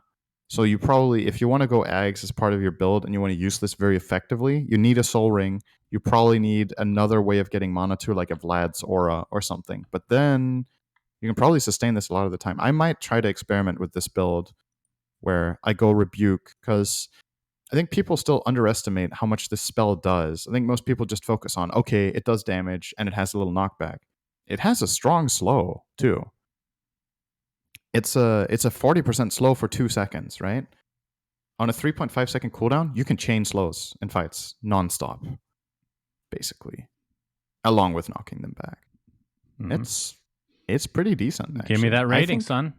Maybe, yeah. I'll give this a 9. I think I gave the old one a 9 as well, probably, or something like that. I'm going to say 7. It's really good. It's really good. 7. Okay. It's good. Not great. It's good. Okay. You got a problem with that? Yep. Can I ask you a question? Why was Pudge, as I'm scrolling down and going to the next Aghanim Scepter, Pudge's Flesh Heap, back to Magic Resist, no more regen. This makes me really sad. Why? Why have they done this? His armor is increased by 1, but why, Sindarin? Doesn't this make him objectively just worse? It makes him better in mid-late game and worse in early game, right? His laning stage is god tier. Love this hero is not good. I know. Stop rehashing old skills. This was a skill I love 2 years Pudge, ago. Okay, I play a mean Pudge, Shannon. I know you won't believe this. I know you don't, because I've heard about your win rate. But I love Pudge, and I played the hell out of this as a 4 when it was good. I was having so much fun playing it as a 4, and then they nerfed it quite a lot. It's just hard to use right now as a 4. So until he either gets more presence in the laning stage without just the regen, the problem is he just inherently has some absolutely fucking awful matchups that he can't play. Like, you can't play against Slark. It's just not possible. Like, if Slark is any good, you get fucked. You can't play against a hero like Timbersaw. You can't play against a hero like Slaradar. There's plenty of side lane heroes that just ruin you completely. And if you don't have a laning stage for this hero, you don't have a game. Like, he doesn't really do anything as a core without any farm. And as a support, you don't contribute enough because you need a couple of levels before you're really strong. So maybe you can do some, like, what you basically need to do with Pudge nowadays is to cut waves. You need to pull creeps so that you can find a level 3 and then start doing something as a support. Boring. But that's what you got to do, really, I think. Hate it. It's not that strong right now. Okay, Snapfire got an Aghanim Scepter. We guessed what they could be for Void Spirit and Snapfire. We were horribly wrong on both. Well, yeah. I'm trying to remember what my Void Spirit. I don't think it was super far off, but it kind of was. But in some, we'll get to that. Snapfire. Added Aghanim Scepter, Gobble Up ability. Allows you to swallow an allied creep or hero and spit it towards enemies, stunning enemies in the area for 1.5 seconds and leaving a glob on the floor, dealing 100 damage per second for 3 seconds. Units can stay in his belly up to 3 seconds. Impact radius 400. Cooldown 40 seconds. Cast range. Why does it say cast range? Cast range to eat someone is 150, so relatively low. Yeah.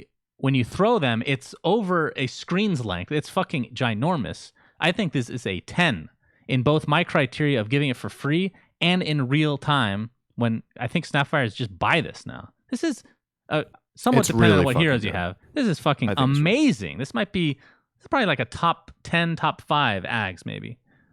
It's really good because of its flexibility. I like that when I see Aghs and it's like you can use them in lots of different scenarios, right?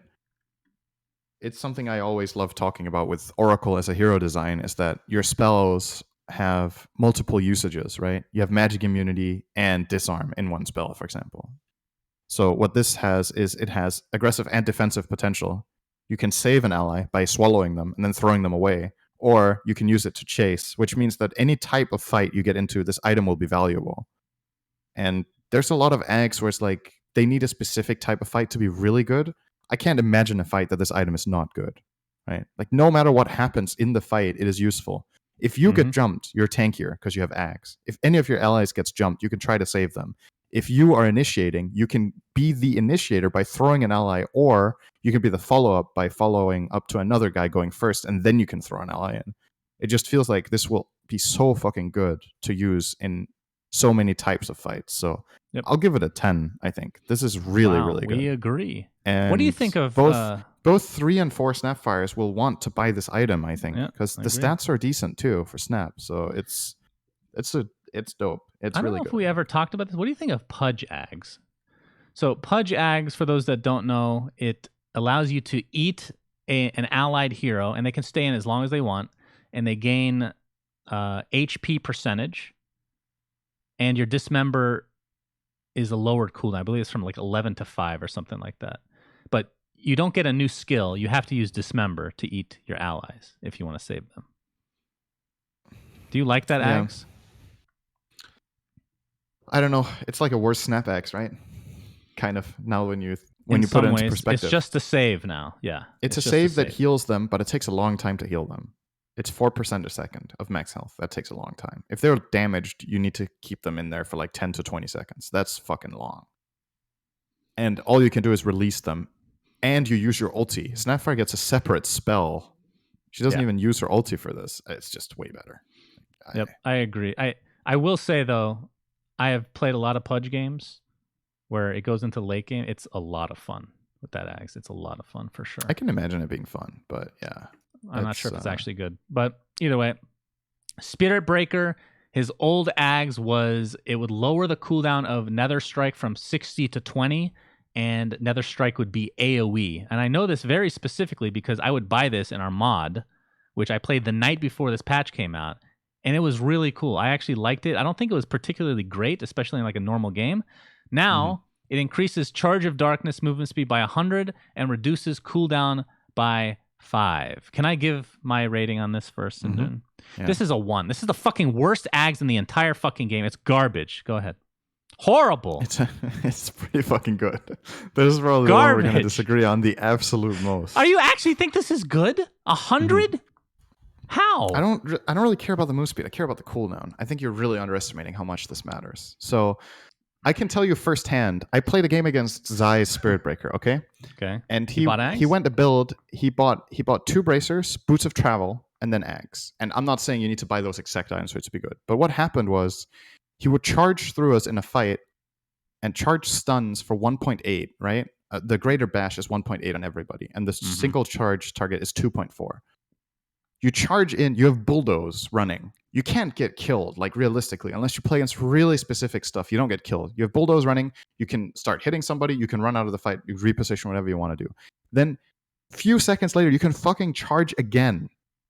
And your bulldoze is still running. And when you reach level 20, bulldoze has a 1 second downtime, okay? It has an 8-second duration with a 9-second cooldown on level 20 because of the buff he got in 7.24. This hero level 20 with Aghanims is busted as fuck. It's a stunning machine. It literally just runs through your team. It's a 1! Bulldozes, resets, and goes again. The thing is, I can't give this a super high score because I really think it... Like, if we look at the logic with Snapfire, right? With when the Aghs is good, I don't think this is one of those that is always very good. But honestly, if I'm playing support Spirit Breaker, I want Aghs now. I really want this item. All right. I want to get like... I will say, I have yet to actually see it, so I'm reserving judgment, even though I 6 or 7. It a 1. I hate that his ultimate is 60 seconds. It really bothers me. Is it 60? It's high. On level 3. For what it's a single target stun. It's high. Yeah. It needs to be low. low. Place Greater Bash. It's too high. Deals quite a lot of damage. I am willing to wait. I did not see Zai play it. I could have not looked like an idiot and given it a 1 if I had seen Zai play. So I will watch his stream. Thank you for the recommendations. Next hero. This is not new, but I did want to talk about Terrorblade. Metamorphosis Scepter is now a standalone ability that you gain while in meta. The cooldown is 90. So before, this is a pretty drastic change, because before, if you had Aghs, when you popped Metamorphosis, the AoE fear that comes from, which is ridiculous range, by the way, would cast when you use meta, which obviously limits your options. Now it's just a standalone ability, making it a lot better. But is it something you buy? Probably not. How did it work before if you used meta while in meta? Did it cast a second wave? Probably. If you had Refresher and you used Metamorphosis during Metamorphosis. Because all I'm thinking now is with this lower cooldown, you get full control of when you want the fear, but you also are able to refresh it during meta and use it again as a separate ability, right? Where beforehand, if you couldn't meta during meta, you would only get one fear. I definitely think it's better than before. I still don't think you ever buy this, though. It's like, the stats and boosting your hero is just way too good on Terrorblade. This is like you one get of this those, from Roche. Yeah, this is like a 70-minute game. You're like, we need to end it. Give me the Roche Aghs, and it's actually super powerful. It's I want to say it's like 5-second. It's a really long fear and extremely long distance. 3.75. Yeah. You can see the wave coming. So if you have a BKB, you can dodge it. But then you're using a BKB just for a fear. I don't know. It's an interesting one for sure. And similar thing for Spectre. Like a 3. The cooldown has been reduced for her Aghs from 70 to 35, which it's a Roche Aghs, but that's way more powerful than before. That's pretty strong late game. All right, last Aghs. Void Spirit got one. Resonant Pulse, which is his E, is now a charge-based ability with 2 charges, and it now silences enemies for 2 seconds. So if you use them on top of each other, well, layering correctly, that's a 4-second silence and double the damage, obviously, of whatever Resonant Pulse gives. And double the shield absorb. And double the shield. 1 to 10. 10. This is really fucking good. Oh, interesting. I was going to give it... Good. Okay, I was going to give it an 8. I think it's strong. I wasn't sure if... It's well, again, my criteria is all fucked up now, but I'm thinking more about real time. If people would actually buy this. This is like a third, fourth item or something? It depends what role you're playing. A lot of the time in games nowadays, I would say Void Spirits aren't necessarily the primary source of damage, especially after the nerf to Bloodthorn, right? The reason this hero was super crazy as a 2 was that you could build the Orchid that you would want, and then you could build it into Bloodthorn and kill people. And you would buy Crystallis and turn that into the Thorn. Now you can't turn Crystallis into Thorn, so you're more likely to play like a utility role in the game where your job is to catch people and control them, and then somebody else is carrying. I've tried this item as position 3 Void Spirit. I felt like a fucking god. I would literally jump into the entire enemy team with Astral Step, silence them for 2 seconds, do it again, and then I would reset and go out, and I could catch someone with Remnant during it. I think it's crazy good, and the only real counters to it are like, the classic dispels, Manta, BKB, Lotus Orb. But most of the time, other enemy heroes want to get like any item before those. You generally don't rush Manta or BKB or Lotus Orb as your absolute first item. So a lot of the time, Void Spirit will have this timing in the game where he has the sounds and the enemy doesn't have the spells. Even if you buy Yules first, you might still get this item after Yules before the enemy gets their counter items on at least 3 or 4 of their 5 heroes. Every game I've seen this, it's been so fucking useful. I think it's really strong. Comboed late game with you silence them, and then you stun them with your W, and then you silence again. I mean, the later in the game, the worse this gets. True, they have all the items, but it's a timing item. They're relatively low cooldown, though, right? So you can wait for the BKBs, and you're super mobile, so it's not like it's out of reach. I have to say, I was not. I'm not gonna lie. I had low expectations, Synderen, for Snapfire and Void Spirit Aghs. Both are very cool. I like them a lot more than I thought I would, especially Snapfire. That thing is hilarious. I think the Snapfire Aghs should be nerfed so the projectile flies slower. I think part of the reason it seems so insane in games is that the guy you throw flies so fucking fast. You can barely react before you get stunned. It's like a bullet, not like a flying hero. You'd imagine it would fly a bit slower than it does, but yeah, that's part. And we need some vomit coming out of the chameleon's that's mouth. The real nerf it needs. I call it a chameleon. What is it? It's like a dragon. I don't know, actually. Okay. Next topic. By the way, we have another topic that we were going to discuss, but since we're going over, we'll talk about it next episode, Synderen. So if you are on Patreon, you can see it for a full week. It's just sitting in our outline. Be like, man, I can't wait for this. The episode, or sorry, I was just reading what I have here. This is gonna be the title of the episode, by the way. So streamer giveaway garbage is what the outline says. Have you Yeah. been on Twitch and you've seen like Topson, No Tail, Gork, Bulldog, all these like streamers, but they're not actually them, and it's just somebody promoting it? It's very obvious because you can see it in the thumbnail. It says, write in chat Arcana or prize to get a prize, giveaway. And then you have actual people, they're not people, they're bots, talking, oh, thank you so much. I got a gift. I can't believe it. Oh, you're so cool. Very good to see you today. Well, they don't say that last part. That's probably me just trolling the bots. But why are they not banning? It's so easy to see. Tell me, instruct me why. So here's what's happening. So this has been going on for weeks, actually. Yes. And I think the original ones that started out doing this, I think the first one was Fake Arteezy, I'm pretty sure.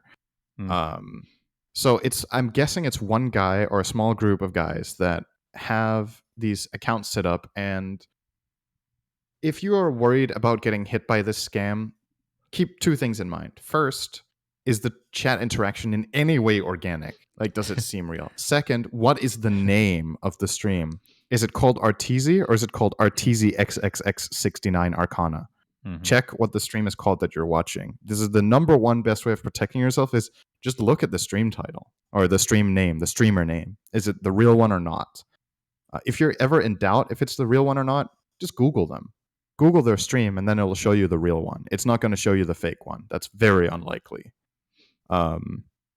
So basically, yeah. So we have this chat interaction. If you write anything in chat calling it out as a scam, you immediately get banned. So it flushes out people that call it out. They have moderated chat that cleans out people that call it what it is to try to keep it, clean from their perspective, which is obviously dirty as fuck.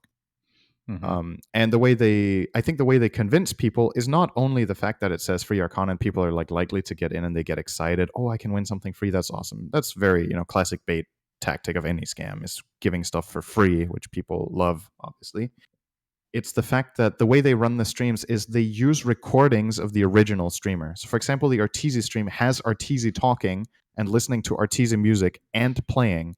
It's literally a replay of him playing from his own stream that has just been captured and reused by this streamer, which is also against terms of service. This whole shit is against terms of service in so many ways, obviously. So why don't they just ban them? They do. They ban them all the time. And then these guys make a new account and do it again. And then they make another new account, do it again and again and again. And maybe they are IP banning them, but maybe they are dodging IP bans by having, I don't know, different VPN setups or whatever it is. Twitch are very clearly trying to do something about it, but I don't think they've managed to find an automated way of killing these streams as soon as they start. I believe this is mainly, if not only, plaguing Dota. So I don't know. I haven't seen this in any other game categories, these fake streams. They might be there, but I haven't noticed. Just for your own sake, and if you're worried, just use common sense. It's like your number one tool on the internet for anything. Common sense is really strong in most situations. Two things. Number one, I did talk to a Twitch person. It's in CSGO too, I'm being told. Okay. Yeah, that's true. I've seen it with Shroud's stream in CSGO randomly. I don't even think it does that anymore. Interesting. But if that's not hint enough, I don't know what is. Doesn't Shroud stream on Mixer as well? He doesn't even stream on Twitch. That's right. What the fuck? That's all his Twitch viewers. Oh, there you've been. That's where you've been all this time. Okay. Welcome back, Shroud. Yes, I would love a free skin for CSGO. I talked to a Twitch person who will remain anonymous, but they pretty much echoed exactly what you're saying, that they are trying to figure out a way to automate it, which I'm a little surprised it's taking this long. I feel like it's not that hard to figure out something, but again, not in that field. So obviously it is harder than I think. But it's a bit very tricky. annoying. So, off the top of my head, the obvious in quotation marks solution would be, okay, if there is footage that is identical to that of another stream and it gets played on this stream, you ban it. But that's a problem because people should be allowed to watch clips from other streamers on their stream. That is completely allowed on Twitch. I can watch a clip of Bulldog doing something on his stream in my stream. And if you automated it that way, then it would ban me for watching another streamer's content, which is not against the terms of service. So that solution doesn't work. So what are you down to? Are you down to number of accounts that can be made within a certain period from an IP? Or are you down to, can you VPN lock somehow, that you detect that the streamer is streaming through VPN. You can't ban people from streaming from a VPN, right? Like that should be allowed too. Yeah. So Yeah, like there's a lot of people in I the Middle feel like East that need there's to like do no that. obvious solution that comes to mind for me, at least. So I mean, it's easy to say, why haven't they just fixed it? But I mean, give me the obvious solution. Okay, tell me why this isn't a solution. They Okay. all these streams look exactly the same. It's the exact same layout, the exact same text, basically. Why can't you just automate based on the look of the stream? Like, in what from way? a human eye standpoint, I can tell looking at this thumbnail, oh, that's a fake stream. They all look exactly the same. Like, I can see in the thumbnail. Why can't you have something automated that can detect that themselves? So you mean like the image, just the text on the screen that says free Arcanas, for example? Yeah, it's the same thing. They have this fucking obnoxious text at the very top of the stream. They have a giveaway. Like, I don't know. It feels like how many actual streamers have all this shit on their screen doing giveaways? Sometimes streamers have giveaway. Ban them. Fuck them. All right. I'm sick of these streams. The thing about these solutions for me is it's always a slippery slope where it's like it's a bit dangerous because you really don't want to hit innocent people with this, right? Like, if you make a system like that, you want to feel confident that you don't start banning streamers that are just in goodwill doing a giveaway. All right, look at it this way. Let's say 1% of people that are banned, which I think is a low amount, but let's just say 1% of people banned are innocent. Yeah, they can report it or whatever. They can what's the word? Repeal. They can repeal it. Repeal, is that right? Whatever. I don't know. They can sure, argue against it. Appeal. Word is escaping me. Appeal. Yeah, they can appeal it, and you will obviously know based on looking at these logs of who's legit and who's not. Right? I would not. This might be a shocker. Wouldn't that take less time to look? I would not implement the system if it hit 1% incorrectly. I actually wouldn't. I don't think it's worth it. Yeah, I don't think it's worth it. You don't think it's worth it? Twitch is a really big page. There are so many fucking streamers and so many giveaways going on. There will be just do it people for Dota hit every day. Counter-Strike. Yeah, now you're making like Band-Aid solutions. Then they're going to go to another game and another game, and then eventually you're kind of going to... They don't know... Okay, if Twitch implemented this exact system, the people doing the stream wouldn't even know how they're detecting them. You know what I mean? Right. Do you think they would change their overlays some way? Like, maybe. Then you can just go on to the next solution. Yeah. It's like, okay, we're getting automated. My other question you're going to start tweaking it, right? I haven't seen anybody actually complain about this on Reddit, but do people fall for this scam? Yes. Like, are there actual people? If nobody fell for the scam, they would have stopped doing it after a month. Yeah. There are people falling for it, for sure. Okay. There are a lot of gullible people. Like there's a lot of things about this. If you don't think the extra step, there's a lot of things that are convincing, right? I think the primary reason this is successful for them to some extent is the fact that they're using the real streamer voice and the real streamer content. That is what is the most convincing. Fuck the text that says free Arcanas, and fuck the fact that like whatever link you go to, I haven't tried it, but I'm assuming it looks relatively legit or whatever. The real eye catcher and the thing that wins people over is that it seems like the real person. That is what is convincing in any way. Aside from the text on the screen. No, the text isn't convincing, right? Like, it's like, I don't know. Are you like, oh, it says free Arcanas? This is definitely real when you see that? Or are you like, okay, it's Arteezy playing and talking. Okay, this is definitely real. I think it's Arteezy talking. If you're not thinking about it, yeah, sure. Right. So my argument for doing, let's just say that what my solution is possible. Okay, the reason I'm okay with the 1% being banned is because that's greater than, because they can appeal it and you can easily see that they're legit, so they can unban them later, as opposed to people getting their money stolen or whatever the fuck is going on through this scam. That's way worse than whatever percentage get banned just for a few days, you know, because they have a similar looking stream. I don't know. The people that get banned also get their money stolen because they can't stream. And if they're making money off streaming, then you're basically fucking them over when they did nothing wrong. I mean, that's a case-by-case basis. Yeah, but think of it this way: the people that fall for the scam on Twitch the people that fall for the scam are at fault. It's their own fault they fell for the scam. You could say that the opportunities should never exist, and I obviously agree with that. But you fell for the scam.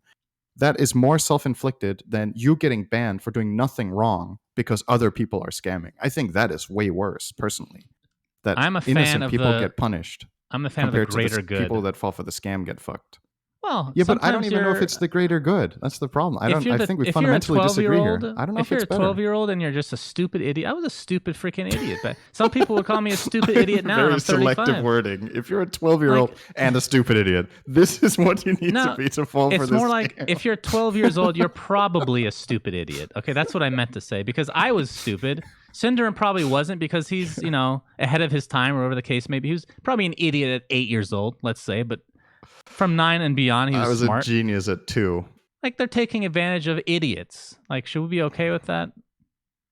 Of the idiots, I'm gonna stick up for you guys. Okay? I'm not. Okay, so my point here is, obviously we should not be okay with it. I'm not saying you shouldn't do anything, but I think it's worse punishing people that are doing nothing wrong than letting people who fall for scams get affected on their own. The optimal solution is that the whole thing is gone, clearly. Like, get it out of here. Don't have any scam streams whatsoever.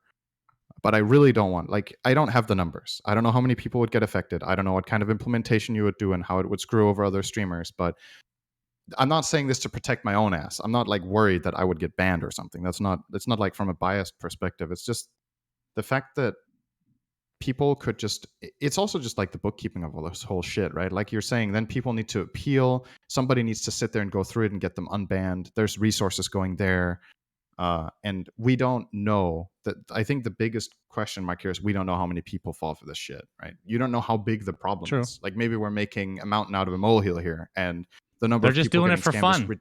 The number of people scammed might be ridiculously low, but it's still a source of income for these guys. If it's a profit, they're going to keep running it. Like, if they scam one person every month, but the cost of running it is half of what they scam them for, I mean, the other thing to keep in mind, in terms of finding out what stream's legit and what's not, don't these streams have 15,000 bots watching? They have tons of view bots. That also costs, yeah.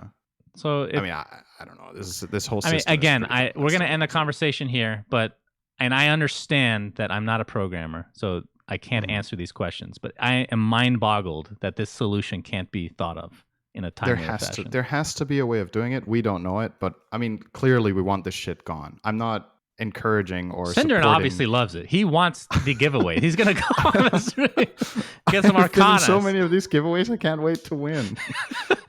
You obviously don't want people to get scammed. Don't get me wrong. I don't want the opportunity of abusing people out there. I know you're not ever going to support that. The plan is to have this big PSA in this podcast. Get it solved and get rid of it. The plan is to have this PSA in the podcast, Cinderin, and we pretend that it's fake, but in fact, the giveaways are real. Cinderin just wants to be the one that wins the Arcanas every time. I guess something we could say, here, Shannon, is judging from the fact that they aren't gone, it does seem like Twitch has a shared, or at least a somewhat similar attitude to it as what I do, where they don't want to implement something that hits other people. Because I think they could have, something like what you said, they definitely could have made some sort of detection, right? It absolutely would have been possible by now to make some sort of basic detection that would shut these streams up. But the cost, they don't feel like it's worth it. I'm guessing. At least if they're working on it, they could have. Not to extend this conversation, I feel like your ideology, the way that you're thinking about it, is based off I'm thinking of it. If somebody gets banned, they're gonna get unbanned in a couple days because it's super obvious, and chances are they're not even partnered, so they're not going to be losing money anyway, because if they're a partner channel, it's even easier. If you're a partner channel, you just take that out of the equation. You cannot ban partner channels through this method. The more I'm thinking about it, the more I do not understand why this is not possible. It's true. If you limit the partner, that cuts the numbers down significantly, at least. Even affiliated streams. Let's move on and end this. Yeah. So, that's fair. Going from that shit fest to the greatest news of this century, Artifact, my boy, Artifact, the card game, the greatest card game of all time, Cinderin. They updated the blog. I'm so excited about just a few lines of text have appeared on playartifact.com. I almost shit myself reading this. I literally thought I was dreaming. So, I believe March 29th, I want to say, of last year was their last post. And they posted this on March 20th. So, almost a full year And this is what they said. Under construction. First off, we wanted to say thanks for all of your tweets, emails, and posts, most of which were from Suns fan, of course. The continued interest in Artifact has been encouraging, and we sincerely appreciate all of the feedback. You might notice some changes soon. We are starting tests on our systems and infrastructure. This shouldn't impact live Artifact. Not that anybody cares because there's 200 people playing, but we wanted to give you a heads up. Expect more news after the launch of Half-Life Alyx, which is something we will talk about in a few minutes, which did come out technically yesterday. Artifact Syndrome. Serious time here. I genuinely would not be surprised. This wouldn't shock me if Sir Action Slacks was making 100 fake email accounts to mail Valve like encouraging words. Of course. I genuinely think he could do that and would do that, and it would be fucking hilarious. He would do that. Think when I read this, I think they're just reading the subreddit. The subreddit has become a real hilarious shitfest. Slacks makes fucking Smurf accounts on the subreddit. Let's be honest. That's true. The whole Artifact subreddit is. So, what are your thoughts on this? And then I want to talk briefly about what you think they can change that makes a difference for a relaunched Artifact. Yeah. So, prefacing this, we both played the game and we both liked it. I thought it was a really great game when it came out. I streamed it a bit. I enjoyed it. Had a good time. But it died down really fast. I think the absolutely biggest problem was the economy. Right? That's what really fucked this game, I think. I think the gameplay was intriguing, interesting. There was a lot of complexity. A lot of the card designs were really good. Some weren't, but for the most part, the game was fun and interesting.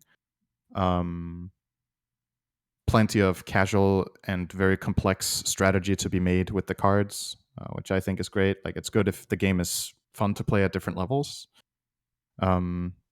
I guess the closest card game you could compare it to, probably, that many people would know, would probably be Magic. That's probably the one it comes closest to in terms of like complexity and strategy and stuff. That doesn't mean it plays like Magic. It doesn't, but there's like a lot of similarities. And obviously the guy who helped them design the game was what's his name? Richard Garfield? Richard Garfield, who has now been fired.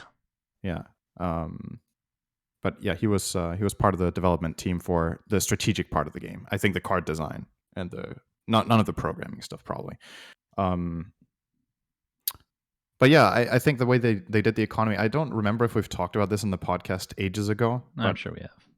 Part of the biggest downfall of the game was just like the payment to enter and the payment to play didn't really correspond to the times more than anything, honestly. I just think the monetizing model they used doesn't hold up this year.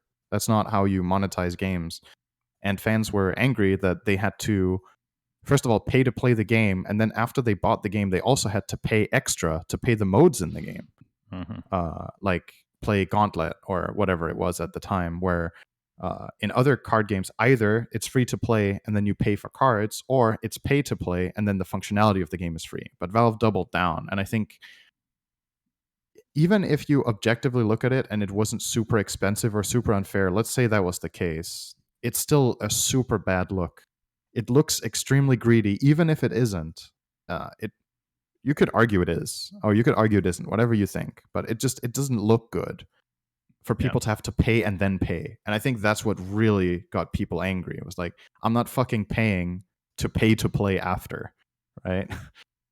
Nobody wants to do that. I don't know. Does any other game really have that you can think of, where you buy the game and then you need to pay to play competitive mode after in the game? I don't know. Magic. Like, there's other games where you need to pay for the game and then you can pay for additional loot boxes or additional like whatever. That's tons of games like that. Yeah. But they are optional and purely cosmetic. But the core gameplay to Artifact actually costs to play. And that is really dangerous to do in a game that's not free to play, I think. So, yeah. It's really unfortunate because we both think the game died out from that, whereas the gameplay was actually fun and well designed. And I have a question for you then. So, well, let me give my impressions are pretty much the same, because Cinder and I were both in the closed beta for a very long time. Yeah. Like almost a year, feels like. We played for quite a while, and I think. Just to recap again, like, obviously I love the game. There were certain things that I didn't like that I personally made clear to the team. And it's not like I was the only one. A bunch of people were doing that. Certain cards that I thought were super broken and just not fun. Gust, Yeah. Thought Aghs was too OP. I can't. Cheating Death was obviously the worst. Cheating Death was the worst card of the and game. people complain like, about this balance-wise. for literally 9-10 months straight. They never changed it. Then obviously the game came out, and we'll talk about the other issues just like you alluded to. And then they finally nerfed them like a couple weeks later, but it was too late. So the whole idea of them just being very stubborn about changing these obviously poorly designed cards it gave extra ammunition to the people that didn't like Artifact, because there's a lot of people that didn't whose want. decision that is that you don't know. nerf those cards. Was it like Richard Garfield who was just insisting, nah, man, it's fine? I mean, he got fired immediately after, and then it got patched. So something tells me it might be Richard Garfield. But regardless, maybe contractually, Valve were not allowed to redesign cards without his consent in the contract. And they were like, if you're not going to fucking nerf Cheat Death, you're getting fired, bitch. I mean, that card was just unbelievable. And the hilarious thing is, it used to be better early in the beta. They did nerf it a bit, but not in the way that we Cheating Death wanted. was absurd. It was 3 mana at a certain point. But anyway, Absurdly. the thing that I agree, the monetization was the biggest killer, and everything else was kind of like a snowball effect after the fact. But we didn't even get to test the monetization model. We had all the cards for almost the entire duration until like the week before, and I can't remember exactly how they did it, but we had no idea what the monetization model was until the game just released, right? They never tested it. Yep. And that I think that was a big hard. mistake. Yeah. And it's something they learned from in Underlords, right? Or when they ran the beta session with the Battle Pass. I guess you didn't pay for the Battle Pass in the beta, but they got to see how people interacted with it, used it, leveled it up, what features were good, what features were weak. So they at least tested something that was meant to be monetized down the road. And clearly, if you run a beta on a card game like this, I think you have to limit people's access to cards so you get a realistic impression of how people will interact with the game when they don't have everything. And if you want to run these like gauntlet or draft modes, let people try them. Give people a currency and give them a set amount of it that they can try the things for, and then that's it. Like, don't have them pay in the beta if you want it to be free, right? That's fine. But alternatively, they could have launched a beta, a private beta, where you could pay for cards and then keep them into the open beta. But the problem with that is Valve doesn't like playing favorites like that when they had, a $1 million tournament lined up. I don't think they wanted to give people the competitive advantage of having cards earlier. Still happening. Or something like that. $1 million. It is happening last year. It's still happening. I mean, this year's obviously not real. I mean, Corona and all. This is oh yeah, it would have happened. It would have happened for sure, guys. Corona canceled the last year too. Artifact. So anything in the game, before we move on to finishing the episode, anything in the game other than monetization that you would want changed? Because the things that come to mind for me, I'm not sure if I want it changed, but I know it will help people digest the game better, is the arrow system. People hated it, and honestly, at times when I played it, I hated it as well, but other times it's like, you understand how it works, and it wasn't as frustrating as other parts of the game, maybe. That one might be the number one now that I think about it. Maybe that is the most frustrating part. I think the only gameplay aspect I didn't like, except from individual card designs, was arrows. I think everything else was awesome. The way you attacked, the way you defended, the way a lot of cards worked, the way stats worked, the way you won the game, the win condition of breaking 2 towers or an ancient. I loved the hero all system. Of those aspects. I love the heroes. Fucking loved it. Good. It was super good. But the arrows were a bit of a letdown. I would agree with that. That's honestly, from a fundamental standpoint in design of the game, that is the only thing I didn't like. I liked everything else. So another thing that people complained about is the 3 boards, because we're talking about we don't know how much they've redone. So I was thinking about this some more. I would prefer them to keep it at 3, to be perfectly honest, because I think it not only in this market where there's a ton of card games you have to compete with, and this makes you stand out a little bit more, but I was thinking about it more. If they made it 1 board, I probably would still like it, honestly. I'm sure I still would. But without having seen anything, I think that was a really big part of the charm, was the 3 boards. I think that was a huge part of the game, and I would definitely not want to see that go. So let us know in the comments, guys. This one, I'm hoping that I'm wrong in my assessment, that I feel like you're going to shit on this, but would you hate if the game comes out and it's good enough for us to talk about on a consistent basis, would you hate it if we talked about it? Because I'd rather not just make a brand new podcast just for Artifact. It doesn't need to be primarily, it's just a little segment. I don't know. I think most people are just so... I mean, we did segments on Underlords, right? Yeah, but it would be a little bit more in depth, I feel like, because I do like Artifact a lot more. But anyway, just food for thought. All right, last thing, which we don't really need to even talk about because I haven't played it, and I know you haven't because you don't have VR, but Half-Life Alyx came out today, Cinderin, or yesterday, and I downloaded it, but I have not launched it yet. I have not watched any streams because I don't want it spoiled. I've told you this before, and I think I've done this on the podcast, where VR has been a bit underwhelming for me. Like, I haven't even... It's just a pain to put it on, honestly. And you sweat in there. I don't know. It's not something that I look forward to doing. But I will be playing Half-Life Alyx. The reviews have been very good. Everyone's saying it's awesome right the now. Best VR game of all time. This is how you make a VR title, blah, blah, blah. Like, the lowest score I've seen is a 9 out of 10. Currently on Steam, I was curious, so I checked. 96% of 4,823 user reviews for this game are positive. That's good. And the stars on Steam right now, it has a rating of 10 out of 10 based on 5K reviews. Are you surprised? I thought that there might be a bombardment of negativity just because it's VR only. That's the only thing. I wouldn't have guessed 10 out of 10, at least. I would have guessed maybe like 8 or 9. Also, even disregarding that fact, I just thought maybe some people would feel like, okay, VR isn't really there yet. This doesn't hold up to other Half-Life games or other games in general. But yeah, the reviews I'm seeing right now are really fucking good. So I'm curious to hear what you have to say in a week. I'm not going to buy the index for now, at least. I'm still a bit hesitant about VR as a technology, as something to invest in for now. But this kind of game for me is super interesting to watch and hear about because I feel like this is the state of the art. This is where we are right now. Nobody, in my mind, without even having played it, just knowing how much time, effort, and skill Valve have invested into this, I think this will be the best game of VR ever for now. So if you think it's awesome and it's fucking worth buying and playing, then that will obviously, I'm just super curious to hear what you and other people have to say. To go over my experience with VR so far, Beat Saber has been like the only game that I'll play. It's really good. Yeah, that looks fun too. But the experience itself still, like you're sweating, it's just uncomfortable. I have to take a shower every time after using it, which isn't ideal because I just want to sit in my chair and play games all day. And then the closest comparison to Half-Life Alyx was, when we talked about this on the podcast, but just in case people missed, Boneworks, where I got physically sick on the 2 times I tried playing. I had to get a refund because I just literally couldn't play it. But from my understanding, the way that they've implemented the movement system in Half-Life Alyx is different to a point where you're almost like teleporting, which I don't have a problem when you just straight teleport. If you're smoothly moving like a human, that's when it messes with my mind. So I don't know how many options there are, but I know for a fact that you can teleport in Half-Life Alyx, which I think I'll be fine with, but we'll see. I wouldn't say I'm super excited, honestly, and I hate to say that because I'm a huge Half-Life fanboy. Huge. But I just not sold on VR, even though I spent a shit ton of money on it, Cinderin. But I'll let you know next week. Anything, Jen. Well, I waited 2 months. I don't know about this game, but I'll pre-order it. It's okay. No, this came free with Index. It came free. Yeah, no, I just mean that's like the pre-order mentality in general. You don't really know how excited you are, but you're just gonna pre-order it, It's true.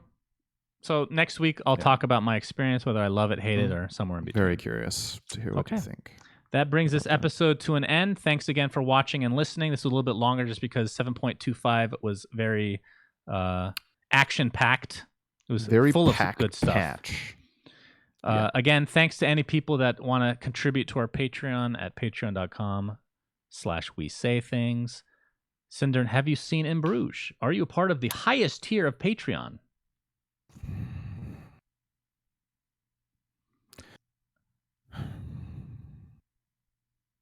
No.